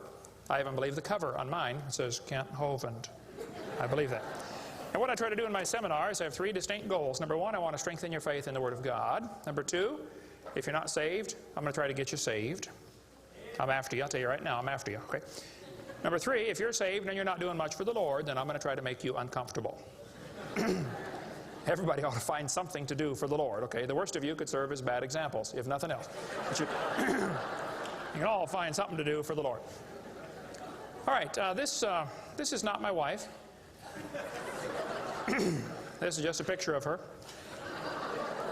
We live in Pensacola, Florida. I've been there 12 years. We have 3 kids, 1 of each. My kids are, at this time, 21, 22, 23, a year and 2 weeks apart. We call that family planning where I come from. Got the 2 boys married off now, and as soon as I find someone to take over payments on my daughter, I'm going to be home free. So that's the plan. One of my hobbies for many years, I have been collecting science books. I like science. And you can ask any of my kids or ask my wife, when I get bored, which isn't too often around our place, I just read science books. I like science. Taught it for 15 years. Even though I'm not teaching it anymore, I still like to study. It's so many neat things to learn. And there's an awful lot of good science in these books. But folks, there are some lies in our science books. I'm not against science. I'm not against schools. I'm not against teachers. My brother's in his 34th year teaching public school. My mom retired from teaching public school. There's an awful lot of good, godly teachers in the system. But there's some poison in these books. We're going to cover some of that tonight. Richard Dawkins, who hates creationists, said, "It is absolutely safe to say that if you meet someone who claims not to believe in evolution, that person is ignorant, stupid, or insane, or wicked." Well, Richard, I'll send you a copy of this tape, because I'm going to show you 100 reasons why evolution is so stupid. We need to define a few terms, okay? According to the dictionary, stupid means lacking normal intelligence, foolish, silly, a stupid idea, dull and boring. I think evolution is stupid. Now, my mama used to get mad at me when I used that word, so it's a little hard for me, but Bill said, "Brother Hovind, I want you to preach on 100 reasons why evolution is stupid." Okay, Bill, well, you asked for it, so here goes, all right? Let's define some other terms now. The word evolution has at least 6 different meanings, and I've done 58 debates now, and if you're going to get into a debate on evolution with anybody, you better first define what you're talking about, because this is a very slippery term, okay? First, we have cosmic evolution. That would be the Big Bang. There is no evidence whatsoever for that. We'll get into that in just a moment. Then we'd have to have chemical evolution. See, the Big Bang supposedly made hydrogen. Well, how did we get 92 elements, plus the synthetic ones? I mean, how did the chemicals evolve? They don't talk about that much, but that would have to happen. Thirdly, we'd have to have stellar and planetary evolution. Did you know the stars would have to evolve? There's an awful lot of stars out there, folks, but nobody's ever seen one form. There's enough stars out there that everybody on Earth can personally own 2 trillion of them. We've never seen one star forming. We see them blow up from time to time. It's called a nova or a supernova. We've never seen one form. One professor told me one time, he said, "Well, we calculated in the laboratory that if 20 stars explode near each other, it'll produce enough energy to make a brand new star." I said, "Well, that's brilliant. You got to lose 20 to gain 1. You ought to run for Congress. You could help those guys borrow their way out of debt." Man, first place, that's all theoretical. We've never seen it happen, okay? And I think it is scientifically impossible. See, then we'd have to have organic evolution. That would be the origin of life. How did life get started from non-living material? Now, according to the evolution theory, that would have to happen somewhere along the line, long ago and far away. Life had to come from non-living material. And yet, we've never seen that happen. There is no evidence that it can happen. We'll talk about that in a minute. Fifthly, we would have macroevolution. That is where an animal changes into a different kind of animal. Nobody's ever seen a dog produce a non-dog. But the evolutionist believes a dog came from a rock, if you go back far enough in time, 4.6 billion years. Finally, we have microevolution. Now, I don't like this word, okay, because it gets people confused. I think we ought to just call it a variation. But microevolution happens, folks. That is a fact of science. Animals produce a variety of offspring, but it's always the same kind. The first 5 definitions of evolution are stupid. It doesn't happen. It's certainly not part of science. It's something you have to believe in. They teach the kids it all started with the Big Bang 20 billion years ago. A Big Bang. I like to ask them some simple questions. What exploded? And where did it come from? And where did the energy come from? Et cetera, et cetera. According to the Big Bang theory, it all started with a little tiny dot and exploded and spread out over all the universe much faster than the speed of light. Well, the Big Bang theory, as we'll see in a minute, is stupid. I don't know of a better way to say it. I'm trying to be nice to them, but it is just stupid. The Big Bang idea started with a Belgian astronomer named George something, can't pronounce his last name. George said that this original matter was no more than a few light years in diameter. At the very least, that would be 2, or about 12 trillion miles. So they started off teaching a spot 12 trillion miles across was what exploded. Well, they revised that down. In 1965, they said, no, it was only 275 million miles across. Well, that's way down from 12 trillion. 1972, they said, no, it's only 71 million miles across. I don't know how they know this stuff, but this is what they taught, okay? 1974, they said it was only 54,000 miles across. 1983, they said it was the trillionth the diameter of a proton. Now they're saying it's nothing at all. Nothing exploded. And here we are. This is what the textbooks teach.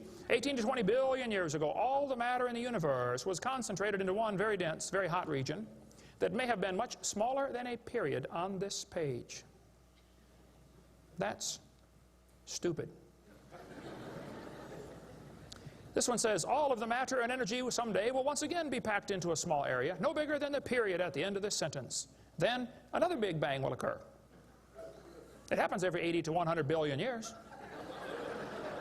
So you can forget about global warming. We're going to get squished. Now this textbook author was brilliant. I could not believe how smart this guy was. He said, boys and girls, nothing really means nothing. You have to be at least that smart to write a book. He said not only matter and energy would disappear, but also space and time. However, physicists theorize that from this state of nothingness, the universe began in a gigantic explosion. What? Yes, boys and girls, you see, nothing exploded, and here we are. Now, who can argue with logic like that? Man, they even put this in major science journals like Scientific American. This fellow said, the observable universe, that would be us, could have evolved, there's that word again, you got to watch that one, okay, 6 meanings, from an infinitesimal region. In the Greek, that means a dot. It's then tempting to go one step further and speculate that the entire universe evolved from literally nothing. They call that science and put it in a science book. I would call that stupid and put it in the garbage. This is what the books teach. I collect them. I've got hundreds and hundreds of these books from countries all over the world, clear back from 1890s up until the 2001 textbooks. They're teaching this kind of stuff, folks. This one says, all the matter in the universe was drawn into this little tiny dot, and it spun faster and faster. This is what they teach the kids. Some kids doing this for homework tonight, right? It spun faster and faster. One day, it exploded. Big Bang. I was talking to a professor from Berkeley one time. I was sitting on the airplane next to a professor from Berkeley University. I don't know if you folks here in Idaho ever heard of Berkeley or not. But Berkeley is not a Bible college. So we got talking about the Big Bang, and he said he believed in the Big Bang theory. I said, yes, sir, I figured that. You have to teach at Berkeley. I said, tell me, sir, how did the universe get here? He said, well, 20 billion years ago, all the matter was squished in this little tiny dot, and it was spinning real fast, and it exploded. Big Bang. And pieces flew off and became the galaxies and the sun, the moon, the stars, and finally, you know, people. Here we are. I said, sir, could I ask you a couple questions, please? You know, one of my favorite things to do in life is asking questions to people who believe in evolution. I absolutely have a wonderful... That's how this whole ministry started. 12 years ago, I moved to Pensacola, Florida. Some article came out in the newspaper that said, dinosaur bones found in Montana from 80 million years ago. I wrote my first letter to the editor in my life, about 12 years ago. I wrote a letter to the editor. I said, yes, they found dinosaur bones, and yes, it was 40 feet long, and yes, it was found in Montana, but it was not from 80 million years ago. This one probably drowned in the flood in the days of Noah, 4,400 years ago. And you would have thought I shot the sacred cow. Actually, I did. Boy, there began to be quite a battle in the newspaper, letters to the editor flying back and forth, and finally a university called me and asked me to do a debate with one of their professors. Well, I'd never had a debate in my life except with my wife, and I lost those every time. So I was not excited about debating, but I said, well, how do you do it? What do you want? And the guy said, well, you send us 30 questions, and the other guy will send in 30 questions, and we'll discuss those questions for the debate. I said, okay. So I sent him 30 questions. I thought they were perfectly legitimate, fair questions. I said, a woodpecker's tongue goes all the way around the back of his head and comes on top of his left eyebrow, left nostril here. Would you please show me any fossils that have been found, intermediate species between a normal bird and a woodpecker, you know, with his tongue going all the way around his head? What evidence do you have of how this evolved? That question never came up. I don't know what happened to it. But I said, termites chew on wood and they swallow it, but termites can't digest it. It goes into their stomach, and there's little tiny critters in their intestines that actually digest the cellulose. Now, those little critters can't live without the termite, and those termites can't live without those critters. Which one evolved first? I thought it was a fair question, but it never came up. I don't know what happened. I think they lost my list. But anyway, one of my favorite things to do is asking questions to people who believe in evolution. So I asked this professor if I could ask him some questions about the Big Bang. He said, sure, what would you like to know? I said, well, sir, you told me 20 billion years ago all the matter in the universe was squished in this little tiny dot, and it was spinning faster and faster and exploded. I said, where did all this matter come from? He said, well, we don't know that for sure. I said, okay, now, sir, hold it. If I told you that I believe about 6,000 years ago God created the heaven and the earth like the Bible teaches, you're going to say, and where did God come from? And I don't know. But you said 20 billion years ago there was a big bang, and you don't know where the dirt came from. So basically, I believe in the beginning God, and you believe in the beginning dirt. Don't tell me my theory is religious and yours is science. Oh, no, sir, they're both religious. The news media tries to make it look like it is religion versus science.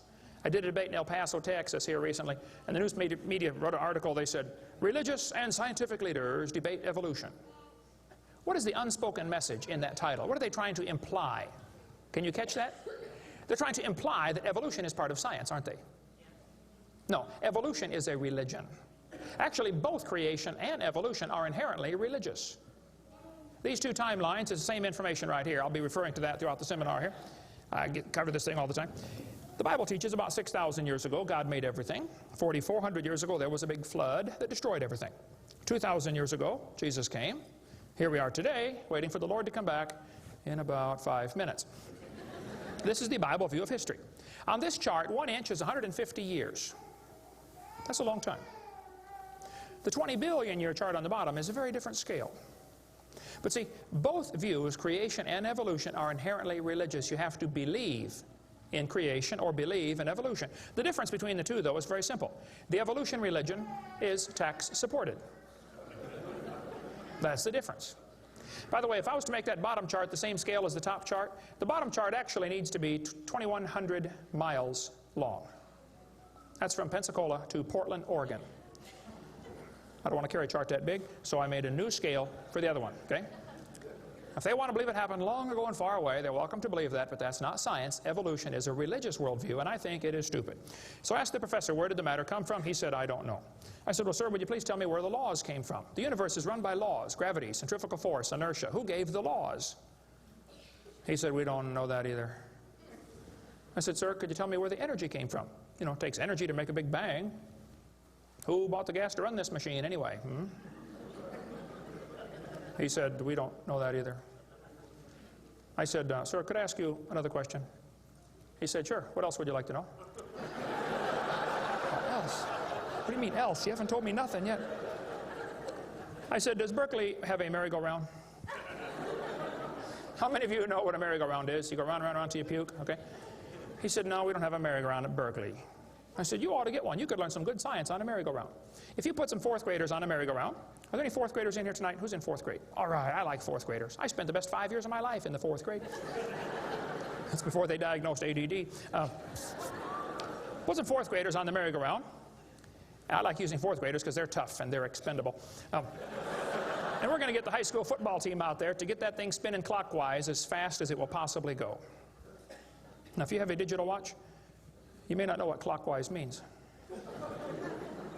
I'll explain it later. We're going to spin the merry-go-round clockwise. The kids are going to go through 4 phases. They start off in phase 1. They're screaming at the football players. Come on, let's go, faster, faster. Can't you go any faster? You get up around 30 miles an hour. The kids enter phase 2, where they stop screaming. They just quietly concentrate on trying to hang on for dear life. You get up around 60 miles an hour. The kids enter phase 3, where they start screaming again. But now they're screaming, stop, stop, please, slow down. Don't stop, though. Keep going faster and faster. When you get to about 100 miles an hour, you should enter phase 4. That's where the kids begin to fly off the merry-go-round. Now, when this happens, you will notice a very interesting phenomena of physics. If the merry-go-round is going clockwise, when the kid flies off, the kid will be spinning clockwise until he encounters resistance, like a tree or telephone pole. That's because of a law in physics known as the conservation of angular momentum. You see, if a spinning object breaks apart in a frictionless environment, the fragments will all spin the same direction. It's very simple. It's because the outside is moving faster than the inside. And so it keeps the same direction of spin. The professor said, yes, I understand about the conservation of angular momentum. I said, well, good. I'd like to ask you a question then, sir. If the whole universe began as a swirling dot, like you said, why do 2 planets spin backwards? He said, that's interesting. I said, no, that's more than interesting. It's kind of hard on your Big Bang Theory. Not only that, 6 of the moons are spinning backwards. Why? He said, I don't know. Why do you think they're going backwards? I was hoping he was going to ask that. I said, well, sir, I believe it's very simple. You see, I believe in the beginning God created the heaven and the earth, and God did it that way on purpose, just to make the Big Bang Theory look stupid.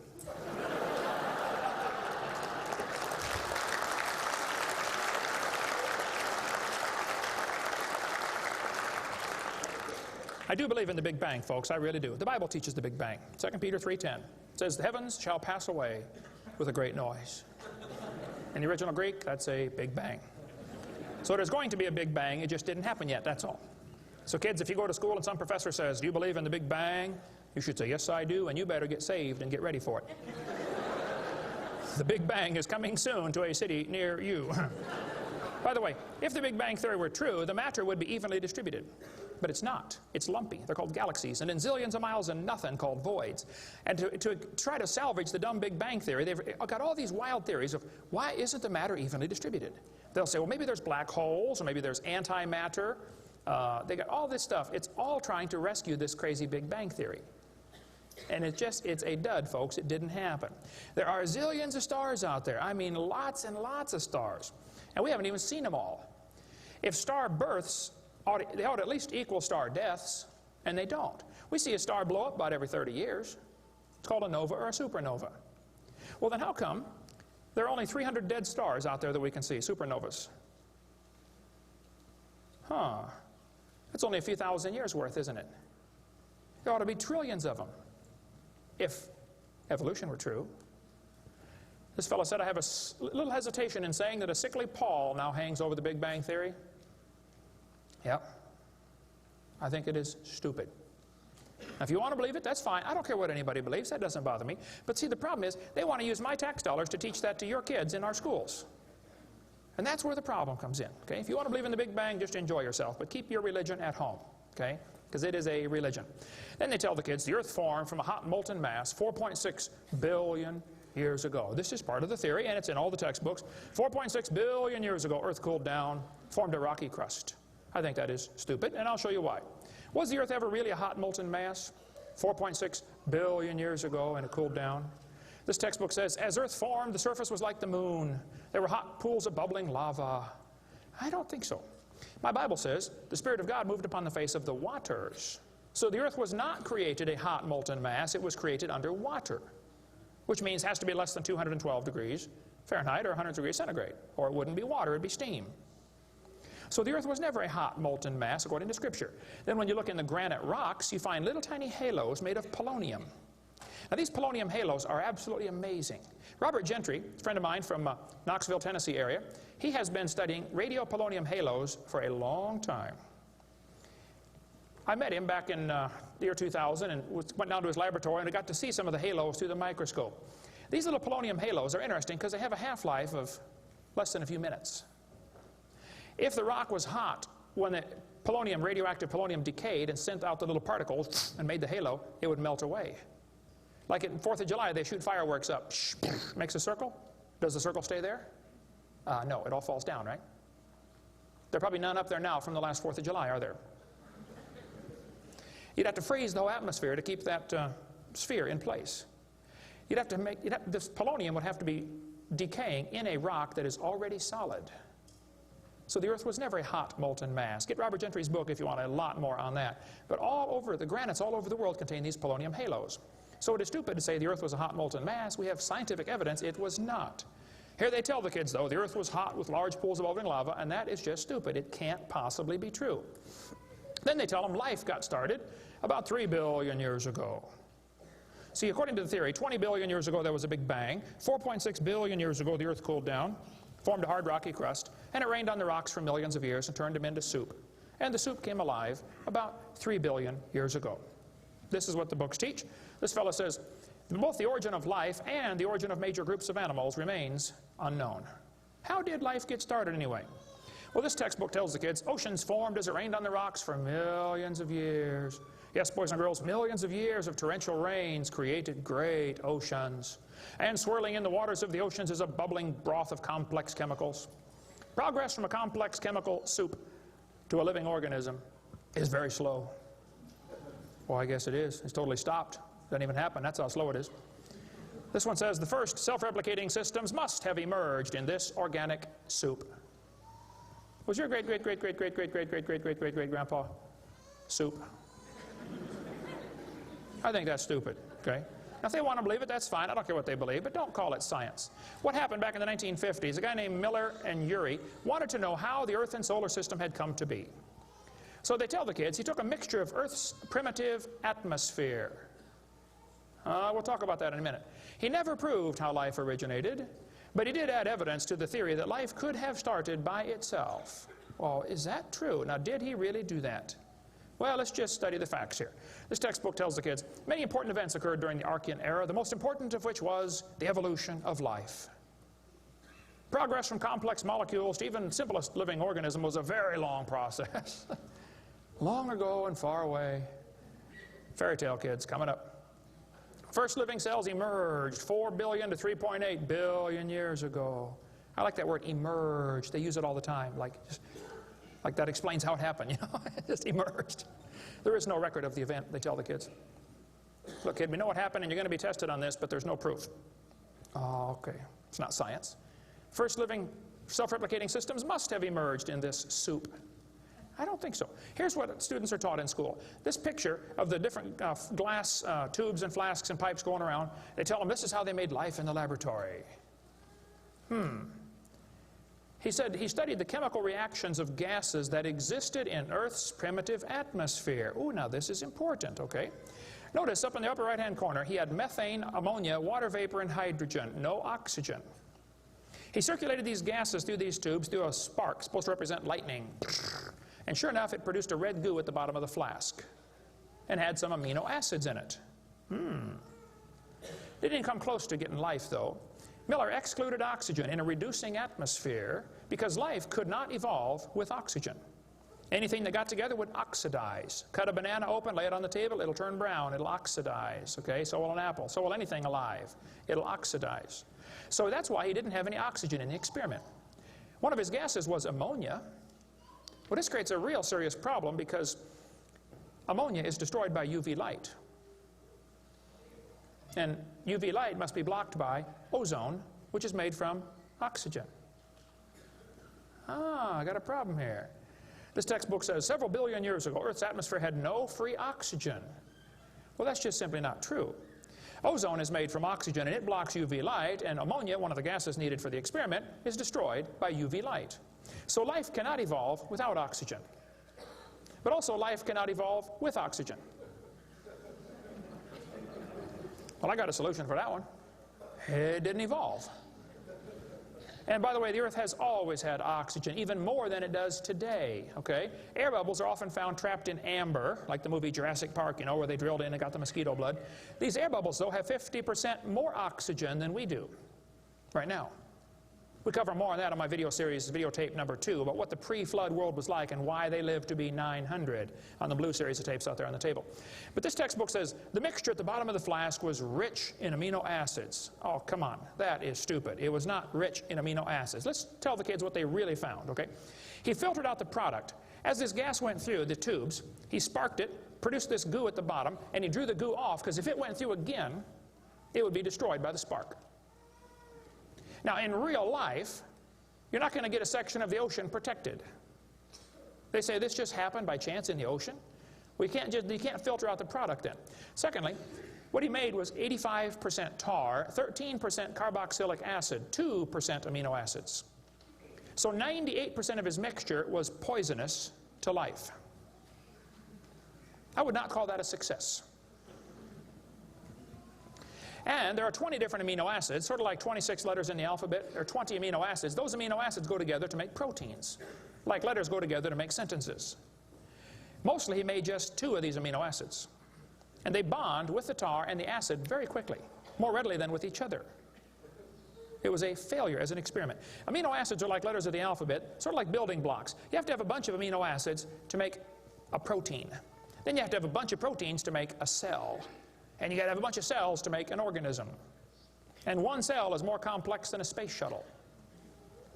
And all he got was a couple of the amino acids. That's like me dropping toothpicks, and I happen to make a few letters of the alphabet.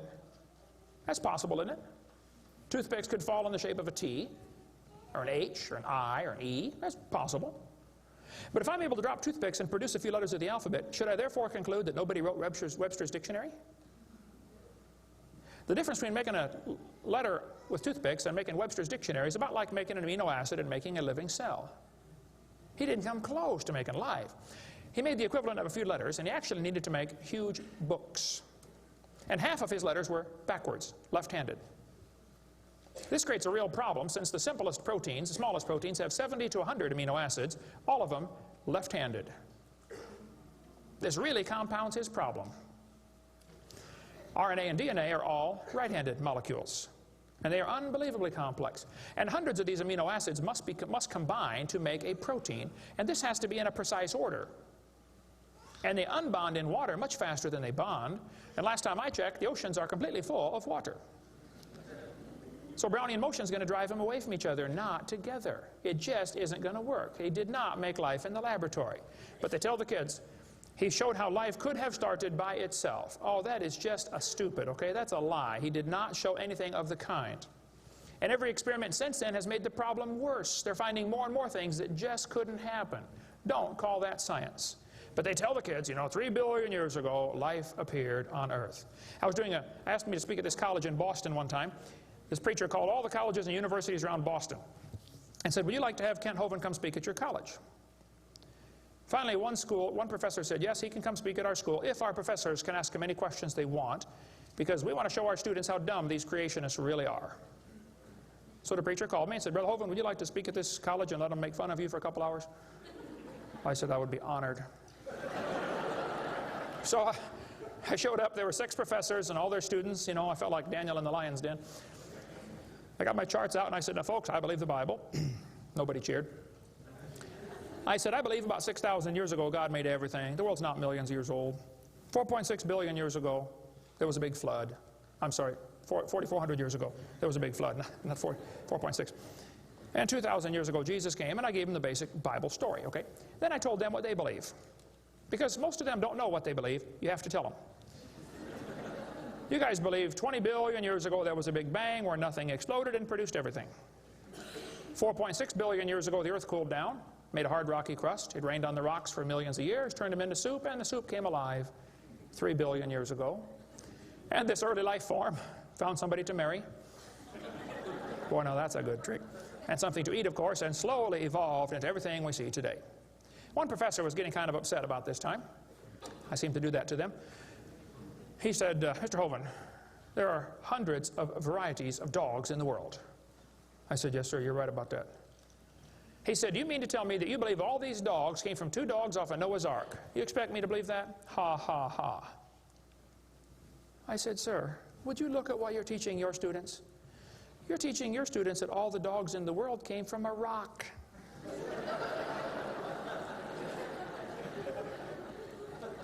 I had a woman come to me after a debate one time. She was steaming down the aisle. Boy, she was mad. Oh, I could tell I'm in trouble now. I stood there quivering in my boots, She walked up and she said, tonight you said we believe we come from a rock. We do not believe that. I said, well, ma'am, calm down just for a minute. I said, do you believe in evolution? She said, yes, I do. I'm a professor here at the university. I said, well, would you please tell me then where we came from? She said, we came from a macromolecule. I said, where did that come from? She said, from the oceans, from the prebiotic soup. I said, where did that come from? She said, well, it rained on the rocks for millions of years. And you could see it was slowly dawning on her. I do believe I come from a rock, don't I? Yes, ma'am, you do. You ought to be proud of it. Hey, don't step on Grandpa, whatever you do. Look, that's stupid, okay? There's no kind way to say it. There's a great book dealing with some of the flaws in the Miller experiment. If you want more on that for your kids to study out there on the table, get the book Icons of Evolution.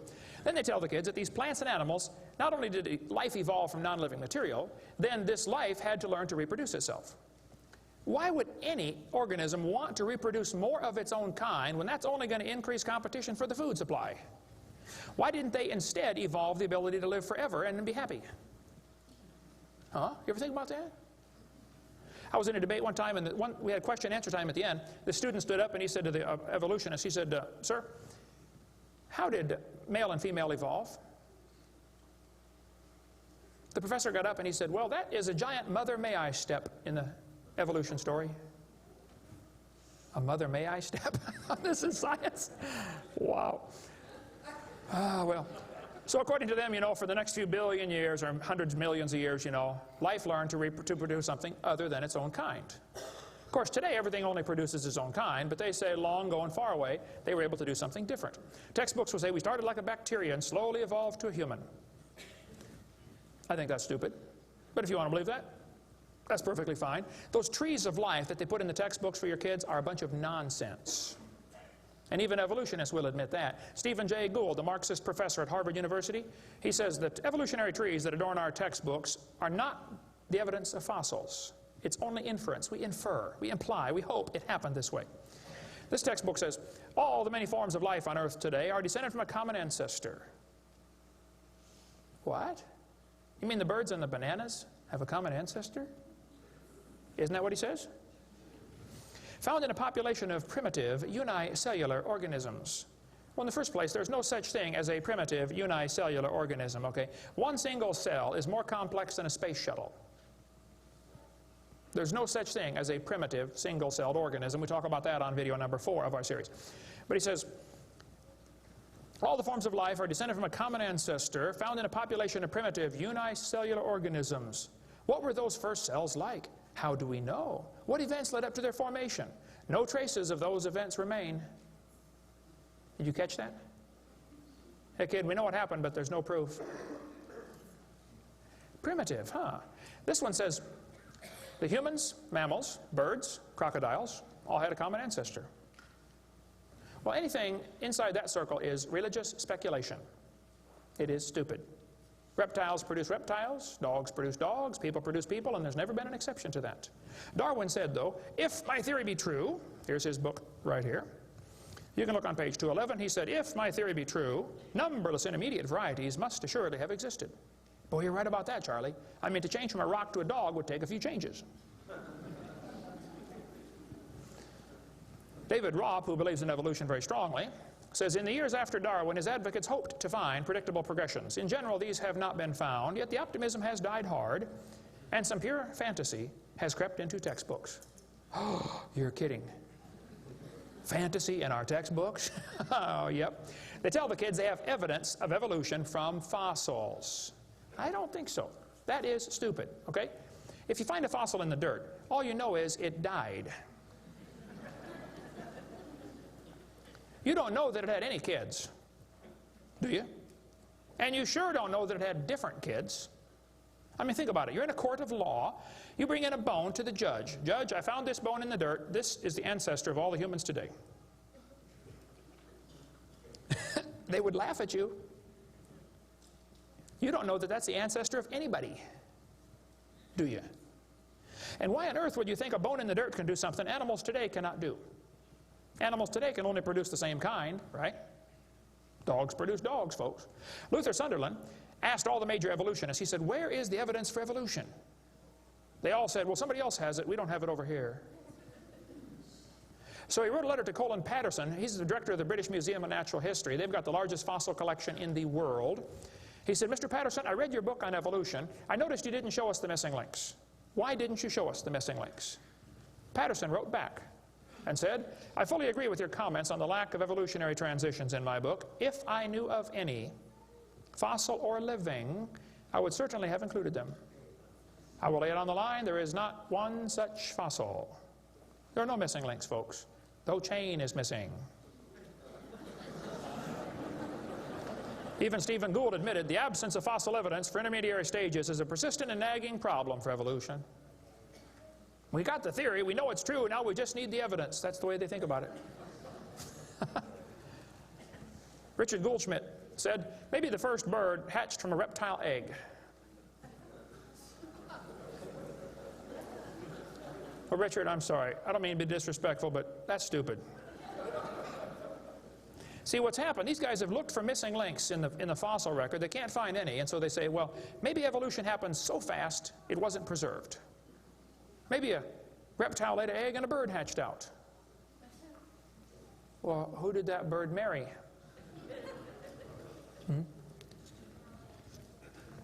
There's only about a zillion differences between a reptile and a bird. We'll get into that later sometime if we get time. But if they want to believe that, that's perfectly fine. Here's what happened. Charlie Darwin graduated from Bible college to be a preacher in the Anglican Church in 1830. He couldn't get a job, so his dad pulled a few strings and got him a job on board HMS Beagle. He's going to sail around the world and collect bugs. And while he's sailing around, he stopped off at these islands right there called the Galapagos Islands. There on those islands, Charlie noticed there were 14 different varieties of finches. Charlie studied the birds very carefully and said, you know what, I think all these birds had a common ancestor. I bet you're right, Charlie. It was a bird. And then Charlie said in his book on page 170, he said, it is a truly wonderful fact that all animals and all plants throughout all time and space should be related to each other. Now, hold on a minute. You see 14 kinds of birds, and you conclude that birds and bananas are related. That's stupid. You should conclude that those 14 kinds of birds had a common ancestor, but that's as far as it ever goes, folks, okay? I don't know of a kind way to say it, Charlie, but that's stupid. Okay, we don't ever see a bird produce a non-bird. See, dogs produce dogs, and you might get quite a variety of dogs. Roses produce roses. That is called microevolution. Now, that is a fact, folks. It happens. It is observable. It is scientific. I don't think we ought to use that word, microevolution. We should just call it a variation. But they use it so, just so I qualify that, it's a lousy term. It gives what's called a free rider effect to the rest of the 5 religious ideas of evolution. You might get a big dog or a little dog, but you're always going to get a dog when you crossbreed your dogs.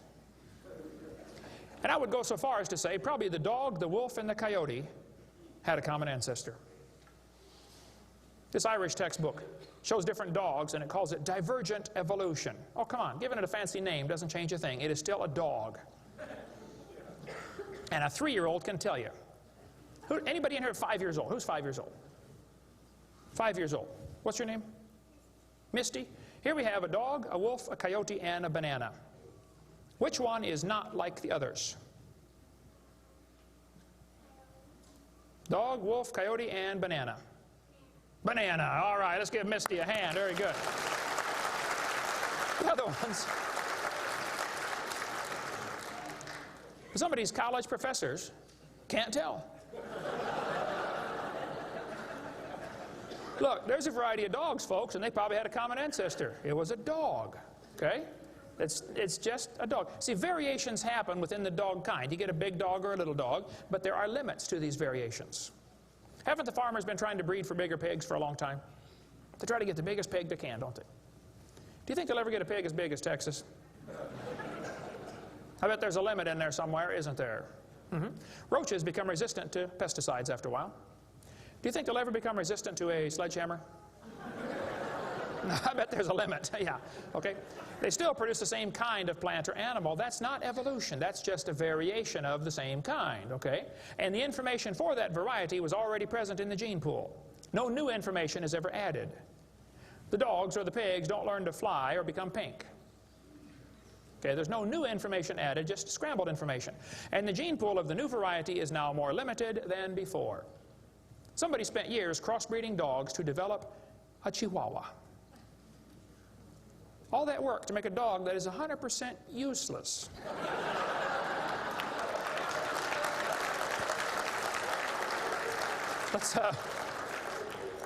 Let's turn all the Chihuahuas in the world loose back into the woods.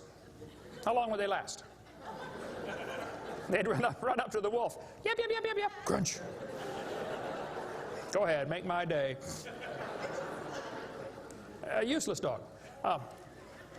Genetic information was lost when you got your variation. It wasn't added. You might have selected a certain slice of the gene pool with small dog, quick characteristics, but you didn't add anything. You selected something from the population. I come from Illinois, corn country. There are so many kinds of corn up there, they have to number them. You'll be driving down the highway. You'll see BX65, don't mix it up with XL29, something will blow up. But I'll tell you what, folks, you can crossbreed your corn from now to the cows come home, and you always get corn. You'll never get a hamster or a tomato or a whale to grow on that corn stalk, okay? It won't happen. There's a variety of cows, and they probably had a common ancestor. It was a cow. Variety of horses, no question. Probably the zebra and the horse had a common ancestor. But the kids are going to be taught in school tomorrow in your town that the horse used to have 4 toes. Well, there's some things they don't tell the kids about this Eohippus to Equus series, which has been proven wrong 50 years ago, but still is in your textbooks right here in this town. They don't tell them the original so-called horse is the size of a fox. It was a meat eater and had 18 pairs of ribs. The next one had 15 pairs of ribs. A couple of trips through the buzzsaw did that. And then it miraculously grew back 19 pairs of ribs as it evolved, and then back to 18. They also don't tell them the whole thing's been proven wrong a long time ago. Like this guy says in the biology textbook, other examples like the gradual evolution of the horse have not held up under close examination. That's a polite way of saying it's proven wrong, okay? This G.G. Simpson back in 1950 said the example of the horse family has been unintentionally falsified. They knew 50 years ago this was false. Why do they keep that in your textbooks? This whole thing was made up by Othniel C. Marsh in 1874. He picked animals from all over the world and put them in order the way he thought it might have happened. They were never found in that order. Modern horses are found in the same layers as the so-called ancient Equus or Eohippus horse. They're found in the same layer. So it can't be the ancestor, that's for sure. The ancient horse is nothing but a Hyracotherium, which is still alive today. By the way, the ribs, the toes, the teeth are very different in these animals. In South America, the fossils go exactly backwards. Instead of three-toed to one-toed, it goes one-toed to three-toed in the fossil order. They won't talk about that much, but you check it out. That's a fact, folks. They're never found in the order presented in the textbooks. Three-toed and one-toed graze side by side. Plenty of information on the internet about that. Tulsa Zoo finally took out their display because so many folks complain, why do you have this horse evolution display in the zoo? It's been proven wrong 50 years ago. Take it out. And you folks ought to get together with your school board and say, look, on page whatever it is, 952 of our textbook, it says the horse evolved from a four-toed ancestor. Let's cut this page out. If you had a page in your textbook teaching the kids the earth was flat, would it be okay to demand that that page be removed? You don't have to buy a whole new book. Just cut the page out. It won't cost the school anything. How many of you would volunteer to help cut the pages out and bring your own scissors? See? Won't cost them a dime. And you send me your book and I'll show you which pages need to be taken out. I've read hundreds of them. I can find them like that. Free of charge. I'll donate my time. Peabody Museum still has the horse evolution on display. As I stood there, I've been there many times. It makes my blood boil every time I walk in that place. I'm standing there looking at this lie proven wrong 50 years ago while hundreds of kids come through in school groups. The kids are never told, well, this has been proven wrong, boys and girls. They asked the folks at the Tulsa Zoo before they took the display down, they said, why don't you take this display down? The zoo director said, we don't have the funding to remove it. I've got all the letters back and forth on that. Man. Folks, there's quite a variety of horses today, okay? There's big horses and little horses. I was in Baton Rouge, Louisiana a few months ago. Got to see where they raise the 30-inch tall horses. I mean, my dog's bigger than that. What do you do with a 30-inch horse? Look at it, I guess is about it. And they sell them for $10,000. Sucker born every minute, I guess. But one lady wrote me a letter and said, Mr. Hovind, we crossbreed zebras, ponies, horses, and mules. Not mules, the jackass. And we raise zonkies, zorses, zeonies. They cross every which way. Well, that's probably because they're the original same kind. No problem there. You want to see all the fatal flaws in the horse evolution story, get the book out there, Icons of Evolution. So then they're going to tell the kids, well, we have evidence for this theory. We think that one animal changed to another, and we can show evidence because many animals have similar forelimb structure. This is called the argument from homology. Well, what do they tell the kids? They'll say, boys and girls, you have two bones in your wrist, radius and ulna. And boys and girls, look at the whale's flipper carefully. Did you know the whale has two bones in his flipper, and they're called the radius and the ulna? Same as ours. Wow. Who named them, teacher? The whale? Think about it. But this is one of the evidences for evolution. They're going to say, boys and girls, comparative anatomy provides further evidence of evolution. The commonalities suggest that these and other vertebrate animals are all related. They probably evolved from a common ancestor. Well, duh. That's stupid, okay? Maybe they all had the same designer. Doesn't prove a common ancestor. By the way, the bones develop from different genes in these different organisms. They are not homologous organisms like they want you to believe. Similar design might prove the same engineer made the design. A lot of bridges in the world are kind of similar to each other. You can go compare, different suspension bridges around the world, Golden Gate Bridge and other bridges, and there's a lot of similarities. That doesn't prove one is the father of the other, or that a tornado put them up. No, it's a design that works good, okay? I discovered that the Pontiac lug nuts from a Pontiac will fit on a Chevy. They will. That proves they both evolved from a Honda 14 million years ago. No, the same engineers are designing these cars. Then they tell the kids about the geologic column. How many have ever heard that the different layers of the earth are different ages? They show the kids Grand Canyon. Yes, boys and girls, this one says, over millions of years, the Colorado River has carved the Grand Canyon from solid rock. I'm sorry, but that is stupid, okay? I'll explain why. Kids, you need to learn this. This is a very simple thing to learn, and you'll go through life much further than many of these professors go. Make yourself 3 columns. Facts are in the middle. It's a fact Grand Canyon exists. The evolutionist has an interpretation of that fact, and the creationist has an interpretation of the fact. Now, it's not part of the fact, it's an interpretation of the fact. The evolutionist says the canyon formed slowly by a little bit of water and lots of time. The creationist says, oh no, we think it formed quickly by lots of water and a little bit of time. It's a fact the earth has sedimentary layers. That's not a question. How did they get there?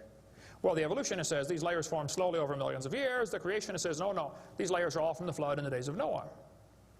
Now, it seems like the professors are always trying to erase the line between their interpretation and the fact and make their interpretation part of the fact column, and it's not. And I think I can demonstrate Grand Canyon was not formed by the Colorado River. I was in a debate recently, and this professor said, Dr. Hovind, you're so stupid. Obviously, it took millions of years to form the Grand Canyon. I said, well, sir, I've seen Grand Canyon many times. I taught earth science for 15 years. I've studied it intensively. Just flew over it last week, as a matter of fact, twice. Got a perfect view of it going out to California and back, flying from wherever I was, Florida. That's where I live. This textbook says, the Colorado River has cut through layer upon layer of rock over millions of years. Well, if you built a dam across Grand Canyon, it would take a lot of dirt or concrete, but if you could, okay, it'd be a huge dam. A giant lake would back up behind that dam, covering several states. That purple area is all drained right through the Grand Canyon drainage basin. This snow line tells a very interesting story. In between these 2 red lines is snow. This is a picture from a satellite showing about 150 or 200 miles of the canyon area. Real wide shot. The river enters the canyon at the far right. The river is 2,800 feet above sea level. As it goes down through the canyon, the ground is rising up. It's called the Kaibab uplift, okay? The uplift is 7,000 or 8,000 feet above sea level. Interesting. The river flows downhill. All rivers flow downhill. So as the river enters the canyon and flows downhill from there, when it gets to the 1,800-foot elevation mark, the top of the canyon is 7,000 or 8,000 feet above sea level, so it's over a 1-mile drop. Very impressive, hole in the ground. But some points to ponder. I said to the professor, I said, sir, did you know the top is higher than the bottom? He said, yeah. I said, did you know the river only runs through the bottom? He said, yeah. I said, sir, the top is higher than where the river enters the canyon by 4,000 feet. Rivers don't flow uphill. There's no delta. Where's all the mud that washed out? There's no way that river made that canyon. Grand Canyon is a breached dam, a spillway that washed out. There was a lake probably for some length of time after the flood and got too full and all that water went roaring through there. Probably carved that canyon out in a couple of weeks. Not millions of years. Absolutely impossible for that river to have made that canyon. We cover lots more on that on videotape number 6 of our series. But they tell the kids, the Colorado River made this canyon slowly over millions of years. I'm sorry, that is stupid. That can't possibly be true. They need to learn the facts. Charlie Lyell, back in 1830, he was a lawyer from Scotland. Somebody calculated one time that if all the lawyers in the world were laid end to end around the equator, we would all be better off. Charlie Lyell hated the Bible. In 1830, he wrote this book right here. Oh, I got it down on the table. I picked up the wrong one. Principles of Geology. Here it is on this table. Charlie Lyell wrote this book, 1830. In this book, he mocked at scriptures. He hated the Bible. You can see it mocking all through they're here. In here, he and other fellows back in that time, Cuvier, Steno, Smith, and some of these guys, they invented the geologic column. How many have ever heard of the geologic column before? They say each of the layers is a different age, you know, Cenozoic, Mesozoic, Paleozoic, Archeozoic, all them Zoic boys. And they gave each layer of rock a name, like maybe you saw the movie Jurassic Park, and an age, and an index fossil. This was done in 1830, way before there ever was a carbon dating or potassium argon dating or lead-208, lead-206, uranium-235, uranium-238. Didn't exist, folks.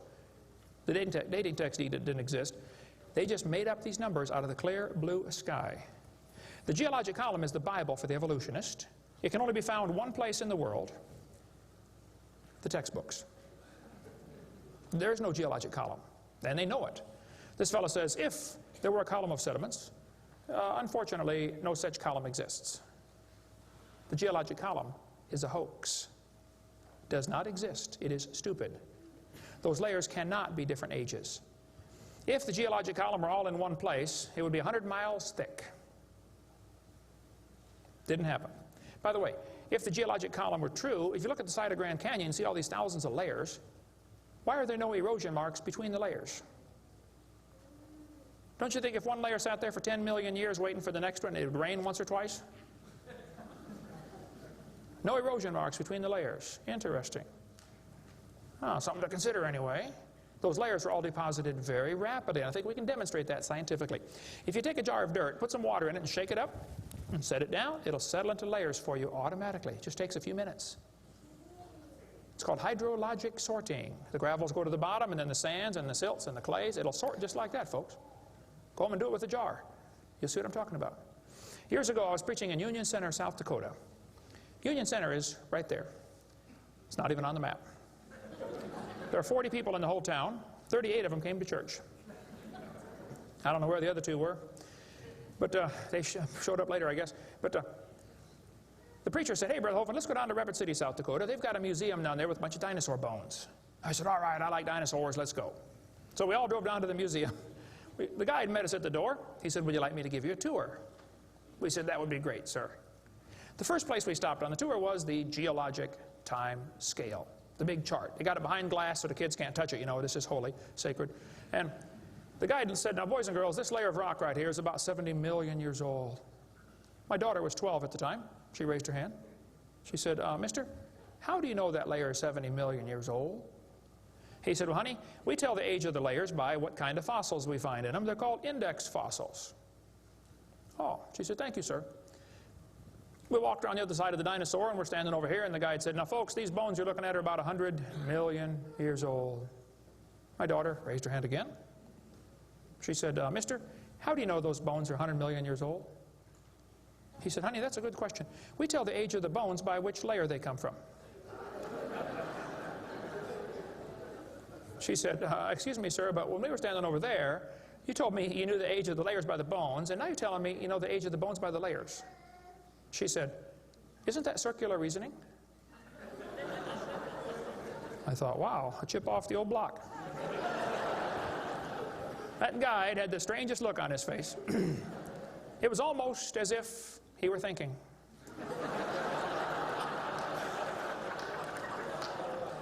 He looked at my daughter. He looked at me. I wasn't about to help him. I thought, wow, this is going to be good. I got to hear this. He looked back at my daughter. He said, you know, you're right. That is circular reasoning. I never thought of that before. Folks, geologic column is a joke. It doesn't exist. It's all based on circular reasoning. We can demonstrate that clearly. Get our video number 4 if you want more information on how it's all based on circular reasoning. I'll just give you a couple of quotes here. This guy says, the rocks do date the fossils, but the fossils date the rocks more accurately.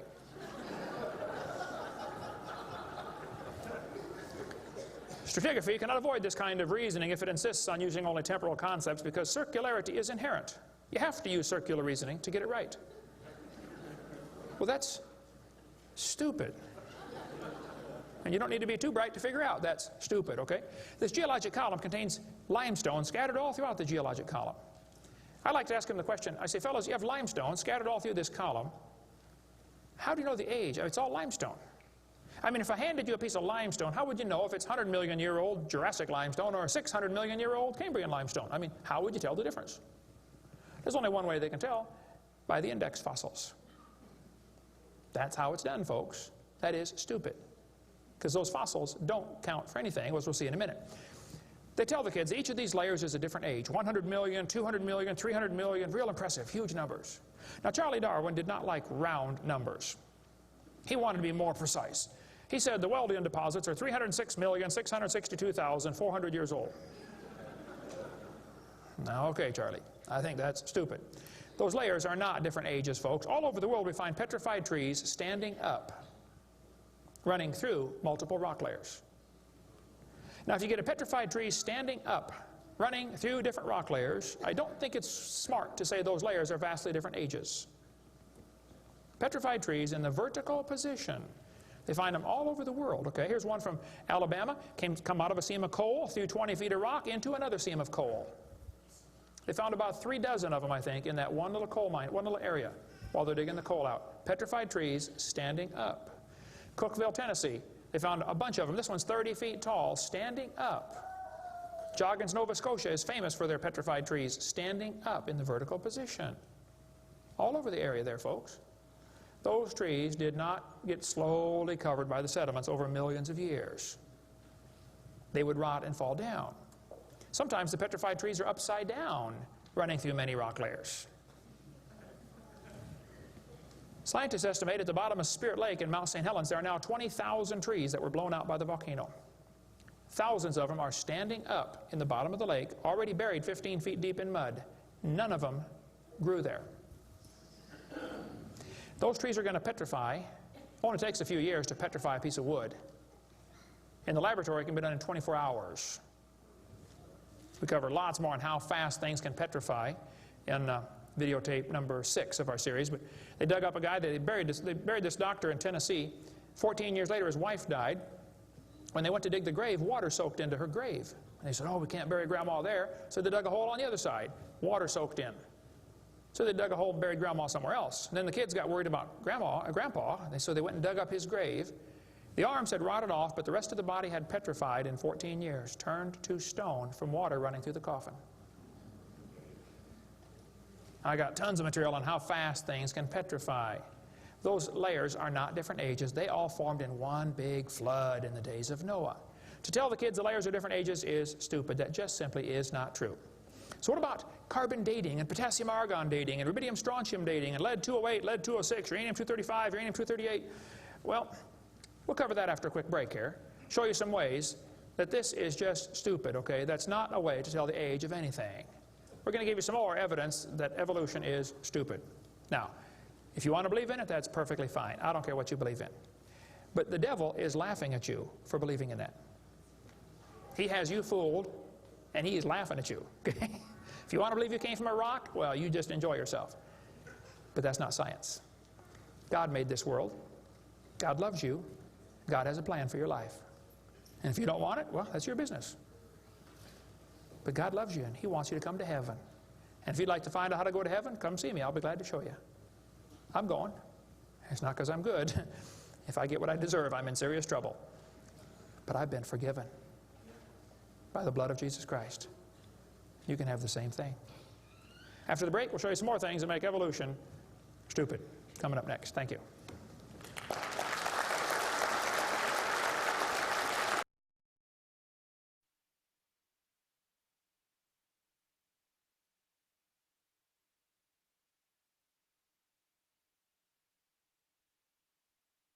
In the early 1950s, actually the late 1940s, they invented carbon dating. We're going to explain a little bit about radiometric dating and how it's supposed to work, and then show you that it does not work, okay? The Earth's atmosphere is about 100 miles thick, and we're also protected by a magnetic field. Radiation from the sun and from the stars, mostly from the sun, goes right through that magnetic field, some of it does, and hits the atmosphere and produces carbon-14. Carbon-14 is radioactive. Normally, carbon is atomic number 6, which gives it atomic weight of 12. But this nitrogen, which is right next door to carbon, gets struck by radiation and it turns it into carbon-14. Now, carbon-14 is unstable. It is radioactive. It's always breaking apart. And you can hear it like with a Geiger counter, you know, click, click, click, click, just like uranium, because it's decaying. They've discovered it decays at a fairly consistent rate. About half of it will decay every 5,730 years. Which means if I gave you a pile of carbon-14, 5,730 years later, half of it would turn back to nitrogen. The rest would still be carbon-14. Theoretically, it's a random event, but it could, that's probably how long it would take. During photosynthesis, plants are breathing in carbon dioxide, and this radioactive carbon is mixed in with the regular carbon. The plant doesn't seem to know or care if it's getting radioactive carbon or regular carbon. It just takes it right in. Animals eat the plants and make it part of their body. Probably during your lifetime, you have either eaten plants or you've eaten animals that have eaten plants. How many have done that before? Okay. So you probably have radioactive carbon-14 in you. Now, theoretically, what you have in you should match whatever's in the atmosphere, about the same percentage. Because the plants are always breathing this stuff in, and the animals are always eating the plants, and we're always eating the plants and the animals, so it should pretty much stay in balance. It is assumed the ratio of radioactive carbon-14 to normal C12 in the atmosphere would be the same found in living plants and animals. That is an assumption, but it's a reasonable assumption. The atmosphere today is 0.0000765%. Not much. That's how much carbon-14 it has in it. When the plant or animal dies, it stops eating or breathing. How many knew that already? Okay. So whatever it had in it begins to decay. Since half of it will leave in 5,730 years, all you got to do is check to see how much C14 is in it, how much C14 is in the atmosphere, and if it's only got half as much, it's been dead for 5,730 years. Sounds great, but doesn't work. In theory, it never goes to zero, but it goes from a half to a fourth to an eighth to a 16th to a 32nd to not much, okay? After 4 or 5 half-lives, you can't measure it. So if anybody ever tells you, we know the Earth is millions of years old because of carbon dating, you can rest assured they don't have a clue what they're talking about. Because if it worked, it would only work for 30 or 40 or 50,000 years maximum. They compare the amount of C14 in the object being dated with the amount currently in the atmosphere and estimate how long the object has been dead. It sounds good, but there are some assumptions that mess everything up. Okay? Assumption number 1, has the amount of C14 in the atmosphere always been the same? Has it reached equilibrium? This is an interesting problem. If I told you to fill a barrel with water, but I drilled holes on the other side of the barrel, while you're filling it, it's leaking out. At some point, it's going to be leaking at the same speed you're filling, and that point is called equilibrium. You will never fill the barrel past that point, unless you plug the holes or fill faster. See, it's filling and leaking at the same time, sort of like your checkbook. You know, you put it in and it leaks out, okay? Hopefully you want to at least be at equilibrium, okay? If less than that, you're going to be in trouble eventually. See, if your outgo exceeds your income, your upkeep will be your downfall every time. Well, they say if you took a brand new planet Earth and stuck it out in the solar system, the sun would start producing carbon-14. It would start decaying also right away, and it would take about 30,000 years to reach this equilibrium point. Well, Willard Libby and others who invented carbon-14, University of Chicago in 1947 to 53, he got a Nobel Prize for it in there somewhere. He said, well, it would take 30,000 years to reach equilibrium. He said, well, we know the Earth is millions of years old. Mistake number 1. So we can ignore the equilibrium problem. Mistake number 2. The Earth's atmosphere has still not reached equilibrium. There's more C14 now than there was 10 years ago, which proves the Earth is less than 30,000 years old, which I could have told them just from reading my Bible. See, if an animal is still alive, be it plant or animal, okay, it should have about 16 clicks per minute on your Geiger counter per gram. If it's 0 years old, actually 0 years dead. If it's getting only 8 clicks per minute, then it's 5,730 years old. If it's giving you 4 clicks per minute, it's gone through 2 half-lives, it's 11,000 years old. If it's 2 clicks per minute, it's 17,000 years old. This is how they date it. So if you're getting 2.5 clicks per minute, you just find the point on your graph and draw the line over and determine the age. Sounds real simple, but it doesn't work. If we had walked into a room and found a candle burning on the table, and I asked you the question, when was it lit? You say, I don't know, Mr. Hovind, it was burning when I got here. Okay, well then let's do some empirical science. Empirical science is things we can test and measure and observe and test. Not theoretical, I mean empirical. We can measure it and weigh it. Let's measure the height of the candle. Suppose the candle is 7 inches tall. Who can tell me when it was lit? Okay, nobody. Let's do some more empirical science. Let's measure the rate of burn. Suppose we determine it's burning an inch an hour. When was it lit?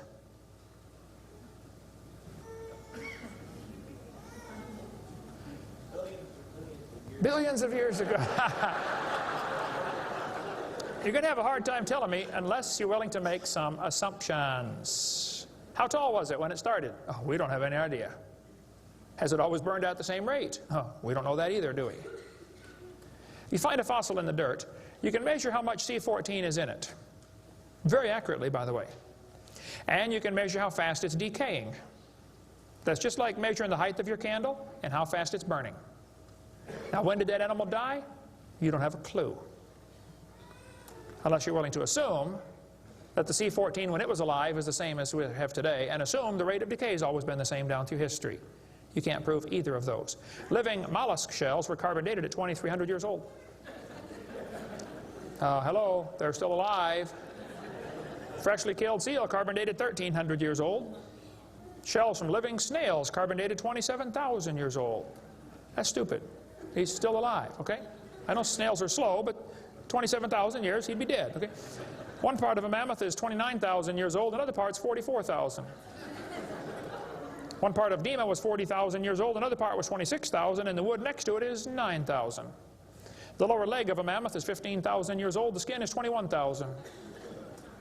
Two mammoths found side by side in Alaska, one is 16,000, one's 22,000. Which number is right? Living penguins carbon dated 8,000 years old. 11 human skeletons, the earliest known human remains in the Western Hemisphere, were dated by accelerator mass spectrometer. All 11 dated about 5,000 radiocarbon years. Lava from a 1801 Hawaiian lava flow was 1.6 million years old. Well, hello is not even 200.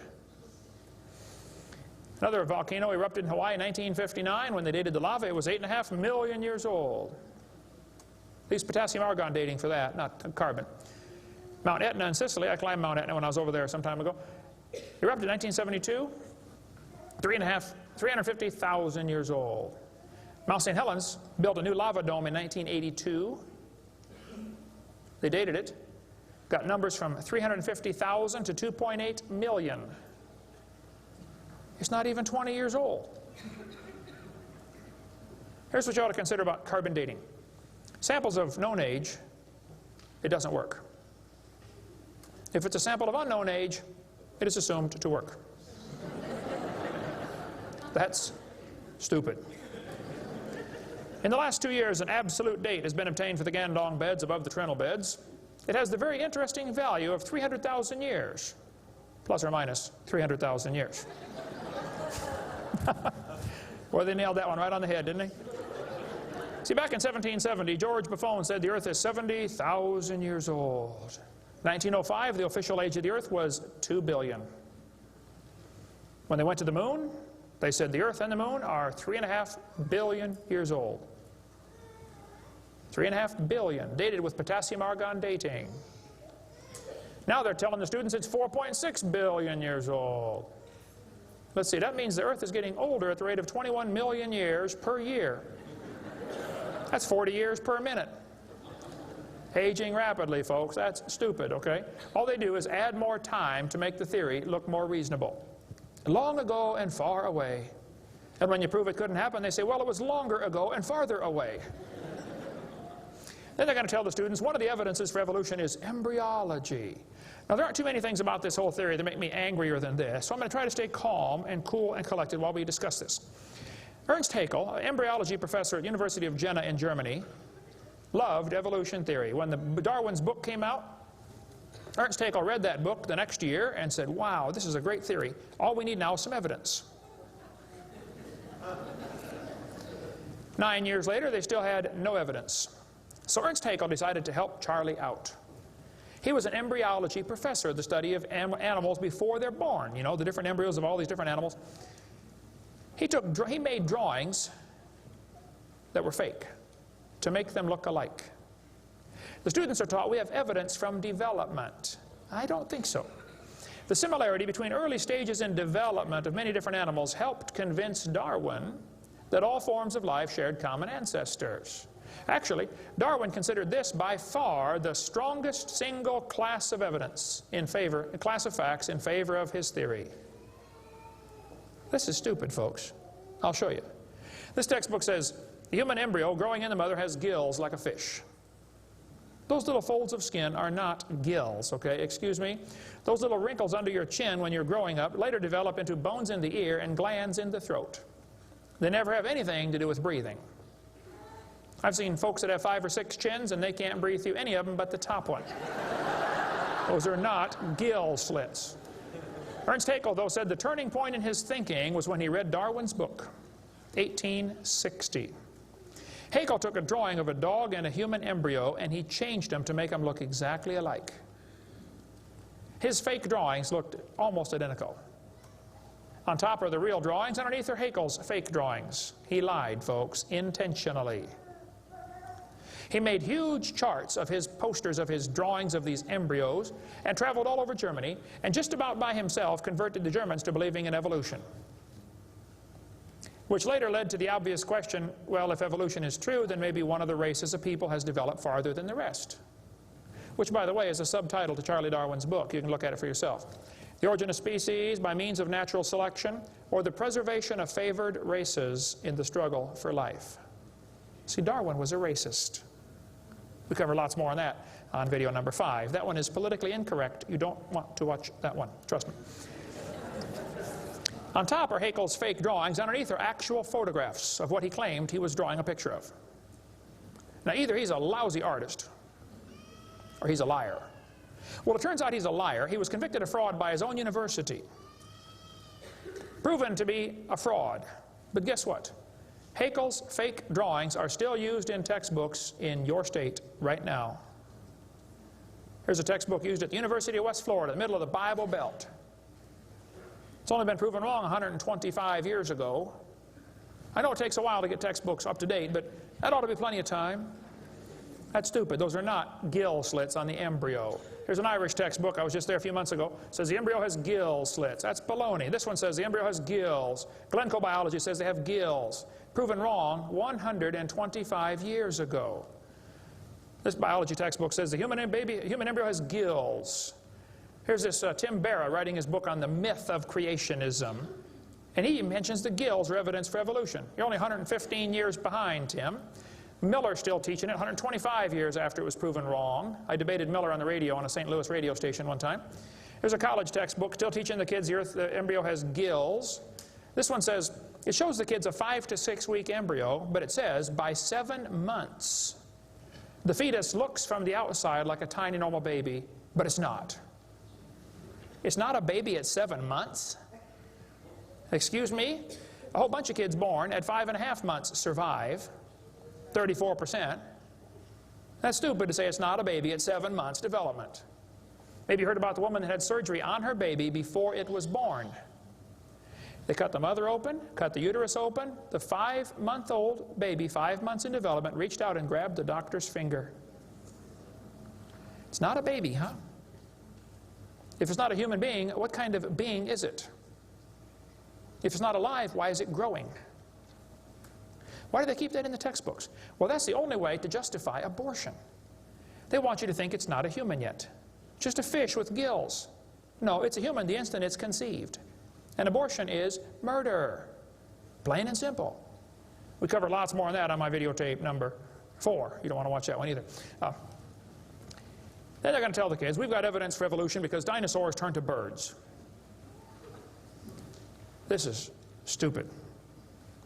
This guy says, dinosaurs are alive as birds. Well, kids, in case you don't know, there are a few differences between a dinosaur and a bird.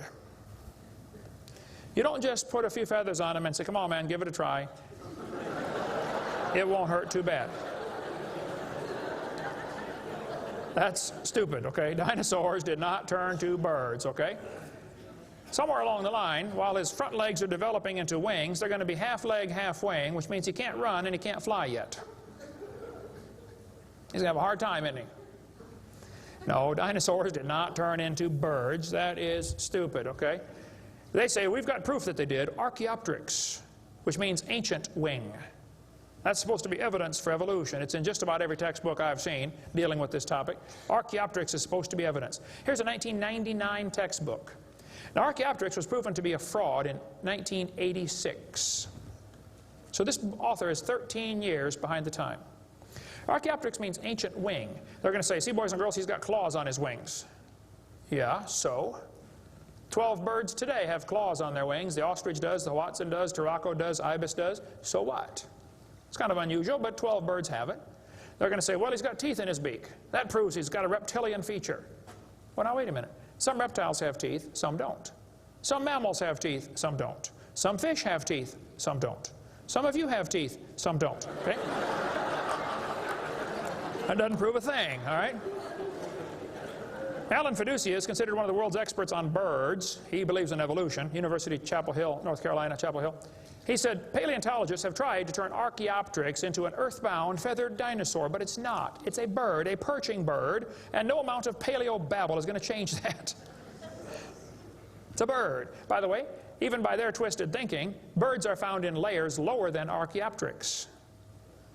If you find fully formed birds in rock that you think is 130 million years old, then Archaeopteryx at 65 million years old cannot be a missing link, can it? Because birds were already here. Even with their dumb geologic column, it doesn't work. We cover lots more on that on video 4. They say bird feathers evolved from scales. Well, that's stupid. In the first place, they come from different genes on the chromosome, okay? Developed totally different. A scale is a hard wrinkle in the skin. They attach to the skin very differently. Feathers are incredibly complex, folks. Unbelievably complicated. They're both made from the same protein, keratin, and that's where the similarity stops. So what? Battleships and forks are both made of iron. Doesn't prove they both evolved from a tin can. Proves the engineer's using the same material for different functions. And God used keratin for fingernails and hair and scales and feathers. So, same designer, that's what it proves. A lot more on the bird evolution in the book Icons if you want to get that. Then they tell the kids about the peppered moth. Yes, boys and girls, somebody in England went around and counted the moths on the trees. Must have been a government project. They discovered it's 95% light moths and 5% black. Well, so the story goes, they burned coal in the factories, the trees turned black, and the moths changed to black moths. Because when they counted them again, they said they found 95% black and 5% light. Actually, the whole story is a lie. It never happened. After 40 years of watching, they found 2 moths on the trees.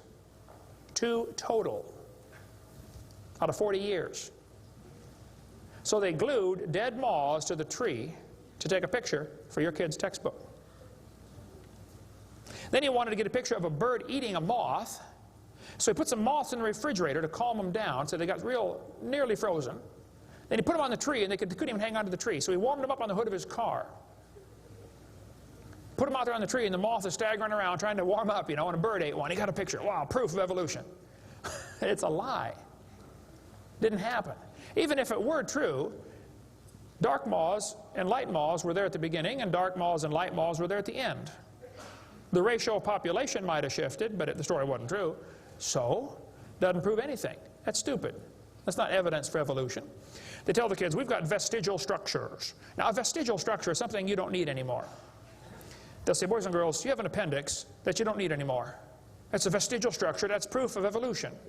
Well, excuse me, you do need your appendix, okay? That is stupid. The appendix is part of your immune system. If your appendix is taken out, you can still live, okay? But it increases your susceptibility to quite a few diseases.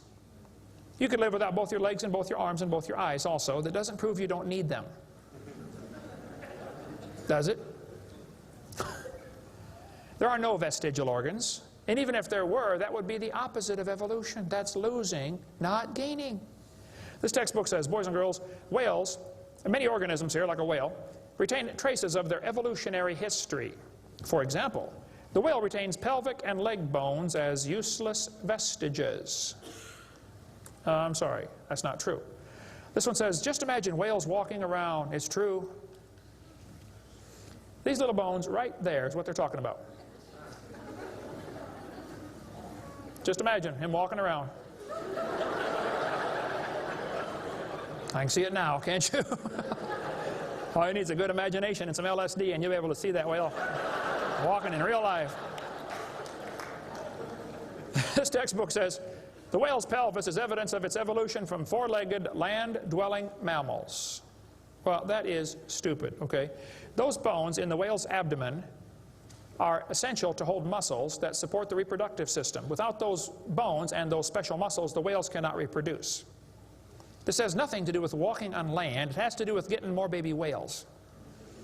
So the author that wrote this is either ignorant of his whale anatomy and should not be writing a book about it, or he's a liar trying to push a theory off on our kids. Here, this one says, whales once lived on land.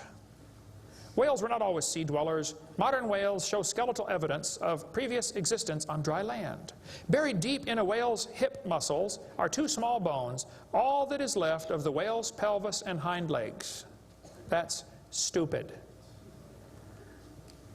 The male and female bones are very different on whales. Check your whale anatomy and tear that page out of your book. Has no business being in there. This textbook says, humans have a tailbone at the end of the spine that is of no apparent use. I was debating a guy in North Alabama. He was the president of the North Alabama Atheist Association or something like that. He got up and he said, folks, we've got evidence for evolution. Humans have a tailbone they no longer need. When it was my turn, I got up and I said, Mr. Patterson, I taught biology and anatomy. I happen to know there are 9 little muscles that attach to the tailbone, without which you cannot perform some very valuable functions. I will not tell you what they all are, but go read your Gray's Anatomy and you can figure it out.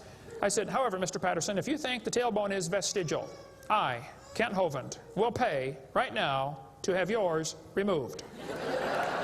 Bend over.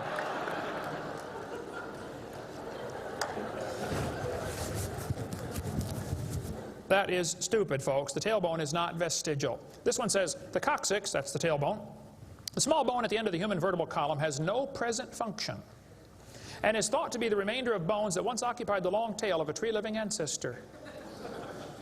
I was taught when I went to school, man used to have a tail, but he lost it because he didn't need it. I thought, didn't need it? Have you ever thought how handy a tail would be? Have you ever come to the door with 2 sacks of groceries? Wouldn't that be nice, man, be able to grab that door and walk right around and get in it? We lost it because we didn't need it.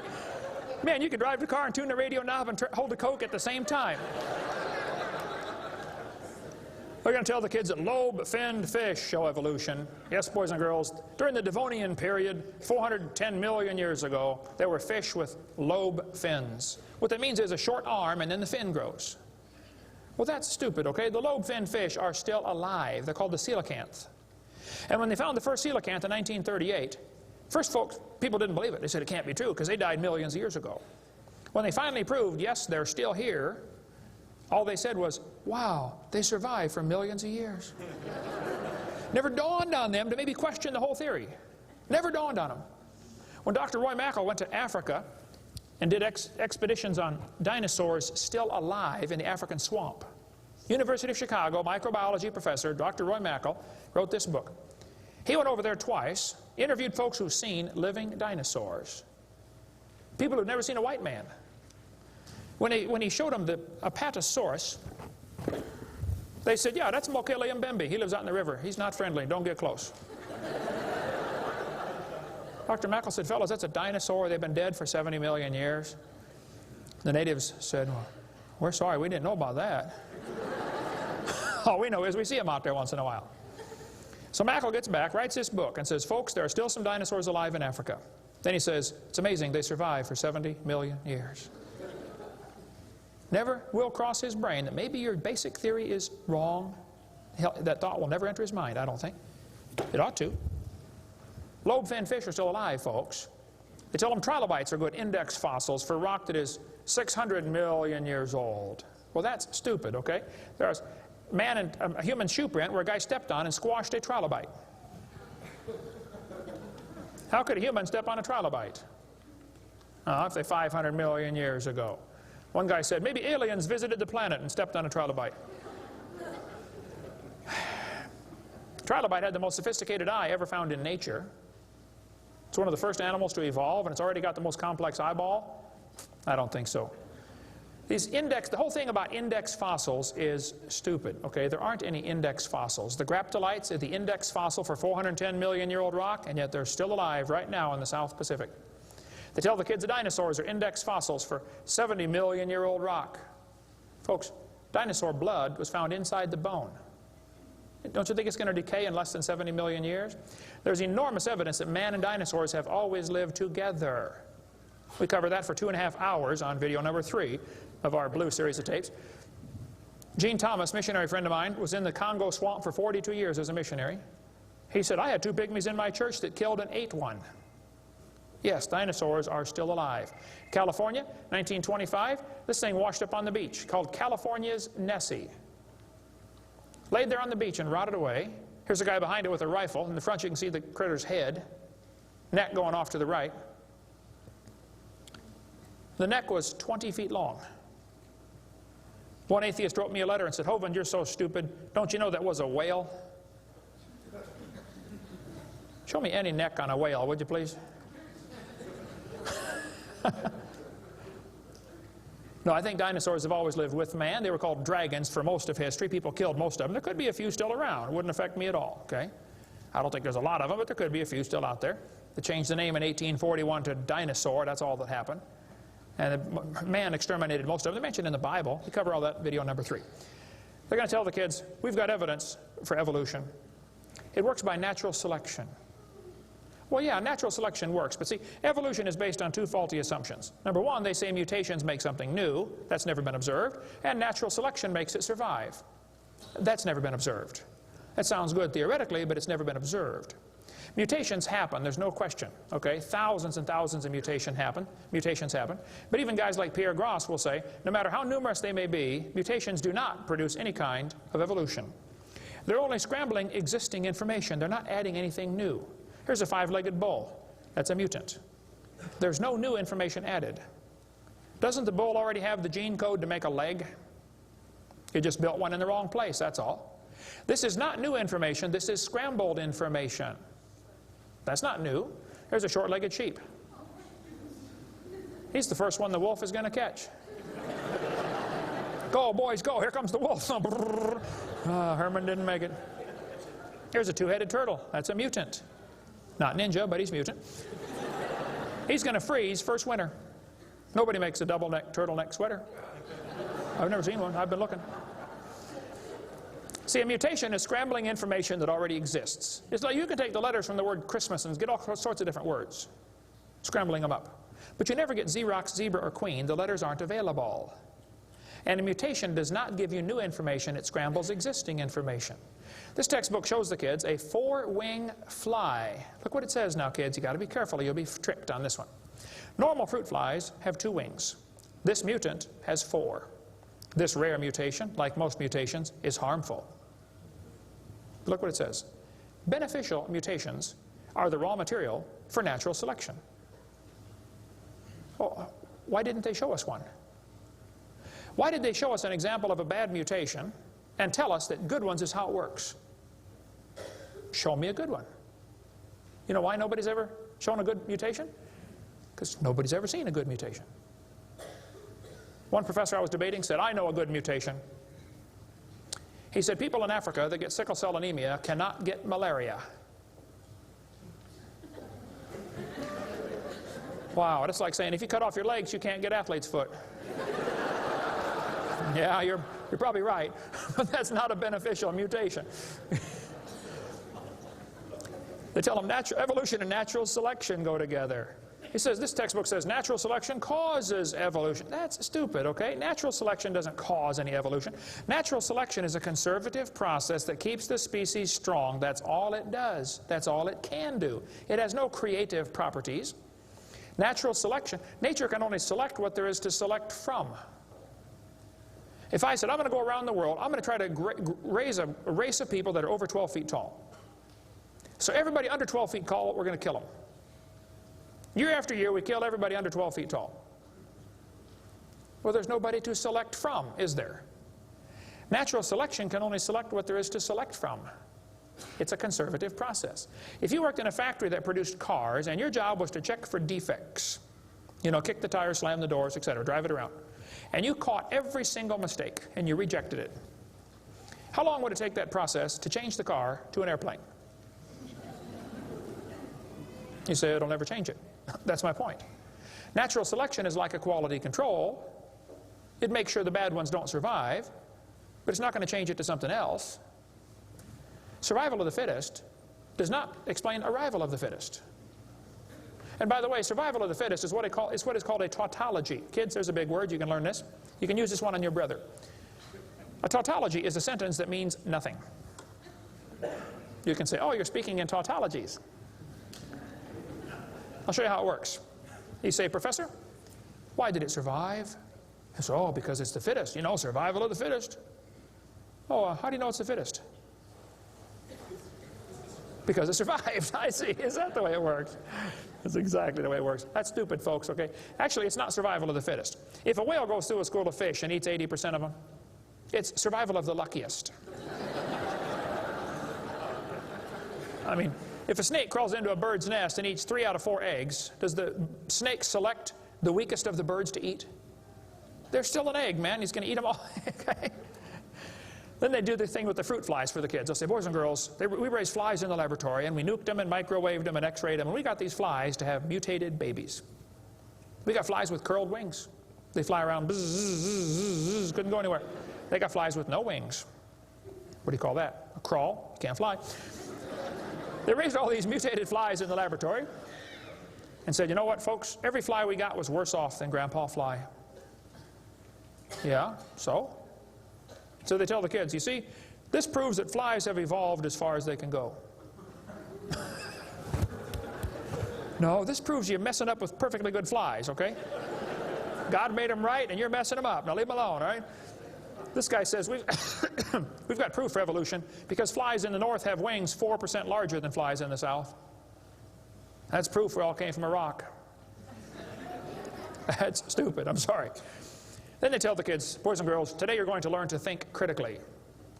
Watch this sentence here carefully. Some kids doing this for homework tonight. Boys and girls, do you think humans are still evolving? Now what kind of question is that? That's one of those questions like, have you stopped beating your wife yet? Well, if I say yes, I'm admitting I did. If I say no, I'm still doing it. Wow. All right. Go back and look at the original question. Do you think humans are still evolving? Doesn't that question assume that evolution has happened? What if a kid doesn't believe in evolution? How's he supposed to do his homework tonight? That question does not teach him how to think critically. That teaches him what to think, not how to think. That's a Soviet-style indoctrination type question, and the textbooks are full of them. They're not learning how to think. And when the kid gets done with this course, he's going to think he knows how to think. But he doesn't. He knows how to be told what to think. Brainwashing at taxpayer expense. Quite a few lies in the textbooks covered in this one. We got a lot more in video number 4. Adolf Hitler said, you let me control the textbooks, I'll control the state. What is in these books anyway? There's a lot of good science in there, but there's some poison. Professor Wilson at Harvard University said, as were many persons from Alabama, I was a born-again Christian. When I was 15, I entered the Southern Baptist Church with great fervor and interest in the fundamentalist religion. I left at 17 when I got to the University of Alabama and heard about evolution theory. 1 year of college destroyed his faith. Philip Wentworth said, when I went to Harvard in the fall of 24, I was not only a Christian, I was a candidate for the ministry. Then for 4 years I underwent a process of mental readjustment which shook my little world to its foundations. Through it all, one thing was clear to me. If I could reconcile religion with intelligence, I knew that I could go on into my chosen career fortified by the experience. If I could not, every consideration of honor would compel me to make other plans. In the end, I gave up the ministry. Scott wrote me a letter to Dr. Hovind. Until I went to college, my faith in God was sound. My college history class helped destroy that faith. I started to doubt the Bible and God's Word. I even started to doubt Jesus was truly God's Son and that He died and rose for my sins. My best friend showed me your tapes, and I was in awe of what I saw, everything I thought I knew. about life was changed. Praise God. People will sit home and watch a video that you will never get to come to church. Especially men. If they're sitting at home holding the remote, there's this feeling of power that surges through their body. How many know what I'm talking about? Now come on, be honest, okay? Right? That's why we purposely leave my videotapes uncopyrighted. Copy them and give them to your friends, man. Get them saved. All right? 75% of the kids from Christian homes that go to public schools are going to lose their faith after 1 year of college. 75%.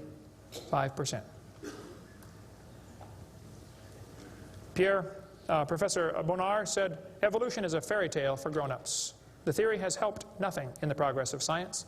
It is useless. Malcolm Muggeridge said, I am convinced the theory of evolution, especially the extent to which it's been applied, will be one of the great jokes in the history books of the future. It's a joke. And it would be a joke if it weren't for the tragic results. How many kids are taught this thing every day and believe it, and it destroys their faith? Adolf Hitler was a strong believer in evolution. He thought the Jews were an inferior species and needed to be eliminated for the good of humanity. Joseph Stalin was an evolutionist. Trotsky was an evolutionist. Pol Pot from Cambodia was a strong believer in evolution. We covered lots more on that in video number 5. Scientists who go about teaching that evolution is a fact of life are great con men. The story they are telling may be the greatest hoax ever. In explaining evolution, we do not have one iota of fact. Evolution is a shell game. You ever seen those shell games where they put the pea down there and they put the 3 shells on it and the guy tries to get you confused, you know, he misses them around? Evolution is like a shell game. If you ask the biologist, where's the best evidence for evolution? He'll say, oh, it's in geology. I debated Dr. Pigliucci. It's debate number 12, I think, of my series out there, of the red series of tapes. Those are debates. I said, Dr. Pigliucci, you have gotten $650,000 in grant money to study evolution of plants. You've been teaching a course on the evolution of plants for 30 years. What is the best evidence of evolution you're aware of? And he said, the evolution of whales.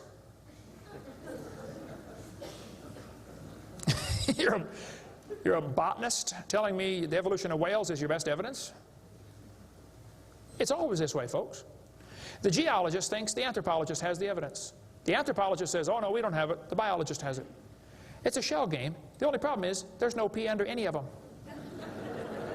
Nobody has the evidence. It's a joke. Sir Arthur Keith was selected to write the foreword to Darwin's book when it was republished in 1959 because he was a strong believer in evolution. Arthur Keith said, evolution is unproved and unprovable. We believe it because the only alternative is special creation. And that is unthinkable. I mean, you're not even allowed to think that maybe there's a creator? The only alternative. He's right, by the way. The Russian atheist astronomer came to America and spoke at one of the universities, and he said, started off his speech, he said, folks, either there is a God or there isn't. I thought, boy, this guy's brilliant. He nailed that point right on the head. I got to give him credit for that one. And then he said, both possibilities are frightening. I thought, wow, that's a good statement. You see, if there is a God, we better find out who he is and find out what he wants and do what he says. If there is no God, we're in trouble. We're hurtling through space around the sun right now at 66,000 miles an hour, and nobody's in charge. That's a scary thought. It's real simple. The Bible says, in the beginning, God created the heaven and the earth. The Christian view of history is very simple. God made the world in 6 days just like he said he did. And that explains all the symbiosis relationships. How can certain animals and certain plants require each other? Which one evolved first? There are zillions of symbiosis relationships that can't be explained by evolution. The pre-flood world was very different. The people lived to be 900 years old. We cover that on video number 2, why they lived to be 900. You can check out my website and see them right there, drdino.com. During this time when people lived to be 900, reptiles grew to be huge. See, reptiles, even today, never stop growing. Reptiles grow all their life. So if a reptile lives to be 900 years old, he's going to get real big. Dinosaurs were big lizards that lived with Adam and Eve. And then Noah took dinosaurs on the ark. People say, dinosaurs on the ark, they're kind of big, aren't they? Well, the big ones were big, but the little ones were little. And Noah was 600 years old when he built that boat. I bet he was smart enough to figure out, you don't have to bring the biggest ones you can find. Bring 2 babies. Just be sure to get a pink one and a blue one. That'll be important later. After the flood was over, people killed most of the dragons, as they were called. That's why there's legends of dragons all through history. Plus the climate killed a lot of them. People don't live to be 900 anymore. We cover all that on video number 2. And there might be a few still around. Christians don't need to worry about dinosaurs. They're part of the normal creation. They're mentioned in the Bible. It's all there, folks. We just got to get a good biblical view of history. God created this world. See, it's real simple. Let's summarize here. God made the world. It didn't evolve. Evolution is stupid. There are hundreds of more reasons we can give. We're going to run out of time, though. But if God made the world, He owns it. That means He makes the rules, like the 10 Commandments. We are guilty of breaking His rules. I'll show you. Rule number 9, commandment number 9, thou shalt not bear false witness. That means don't lie. How many of you have ever lied before? Come on, you don't do another one. Put your hand up. Don't give me that pious look. Come on. Number 8, don't steal. How many ever stole something? You already told me you're a liar. Now come on. You don't have to read very far to realize we're guilty, which means we're going to be punished. Or find a substitute. See, I can't substitute for your sins because I got a whole bunch of my own. But Jesus Christ is not only willing, He's able. He wants to take your place. He wants to pay for your sins. It's real simple. February 9th, 1969, my friend said, Kent, you're a sinner. I said, well, you can say that again. He said, you deserve to go to hell. But Jesus died for you. He wants you to save you. He wants to save you. If you'll ask Him, He'll save you right now. And I bowed my head and said, Lord, I'm a sinner and I deserve to go to hell, but would you please forgive me and save me? And I've got God's promise I'm going to heaven. Hey, if you died today, where would you go? You ought to think about it because you will be dead for a long time. Doesn't matter how long you live, you're going to be dead longer than that. You know George Washington died 200 years ago, and he's still dead. How much longer does he have to go? You're going to be dead for a long time. All you get in this life is a little bitty dash between 2 dates. Just a little, and it's gone. What are you going to do with your dash? Let me give a suggestion to you. Give the whole thing to Jesus. Say, Lord, you may have it, the whole thing. One time a little boy saw Jesus preach and he had a little sack lunch, 5 biscuits and 2 fish sticks. He said, here, Jesus, you can have the whole thing. Jesus said, thank you, son. Everybody sit down, please. 5,000 men, plus women, plus children. We can assume probably 20,000 people. Jesus started breaking those fish sticks and bread up and making fish sandwiches and started passing them out to the disciples, and everybody sat down in the grass and they passed them out and passed them out and passed them out and passed them out. When they got all done, everybody was stuffed. You want another fish sandwich? Oh, no, I can't. No, man, I'm stuffed. He said, okay, disciples, gather up all the fragments. They got 12 baskets full of fragments left. That little boy came home from the meeting. Mama said, hey, son, how'd you like your lunch? Oh, Mom, you won't believe it. Was it good? Oh, it was good, Mom. Do you have any left? Hey, disciples, come on in here, would you, please? See, he decided to give it all to Jesus. Now, he ended up getting fed himself. He's one of them 20,000 that got fed, you know. He could have kept it and got fed, or he could give it away and get fed. Worked the same either way. If you could learn to give your life away to Jesus, you will get a wonderful life. Plus, it'll bless lots of others. Some of you ought to quit worrying about knocking that dumb ball into the hole in the dirt and start worrying about who's going to heaven or hell. And you ought to quit worrying about getting a fancier car and a fancier house and start worrying about who's going to heaven or hell. Maybe God gave you that good job so you can give some money to missionaries. Not so you can build a bigger, fancier house. You know what we need in this country? We need a Christian Barney. How many kids in this town tomorrow are going to be taught evolution on Discovery Channel, Nature Channel, National Geographic, textbooks, library books? How many? Thousands of them? And they're going to use dinosaurs, aren't they? Little 4-year-old kids get a book. Hey, boys and girls, dinosaurs lived millions of years ago. Isn't that what they say? Why don't one of you get yourself a purple costume? Get all the neighborhood kids together. Hey, boys and girls. We're going to sing now. God loves you, God loves me. He wants you in His family. If you'll ask Him now, He'll come into your heart, and of His family you'll be part. Shouldn't they learn that instead? Folks, somebody's got to reach these young kids. You ought to get some videos or something. My material's not copyrighted. You can use mine any way you want. Hey, what on earth are you doing, for heaven's sake? What are you doing for the Lord? I saw this tombstone the other day at a cemetery. Wayne Strickland, atheist. Hasn't died yet. He said, I'm a busy man, don't have time for this. I'm sorry, Wayne.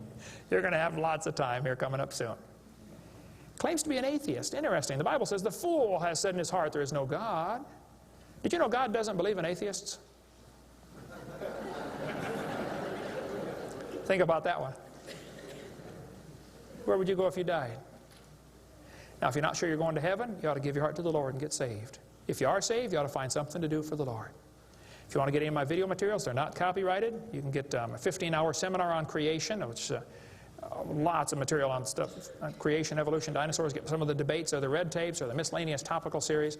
We want to strengthen your faith in the Word of God. If you're here tonight and you're not saved, if you're watching this video and you're not saved, give me a call. I'll be glad to help you meet the Lord. Our website is drdino.com. Phone number in Pensacola, Florida, 850-479-DINO. We like dinosaurs around there. If you come through Pensacola, stop and visit Dinosaur Adventureland. If you get a chance to go on the cruise, we'd love to have you come on the cruise, and we'll talk more about dinosaurs and creation and evolution. Thank you so much for joining us tonight.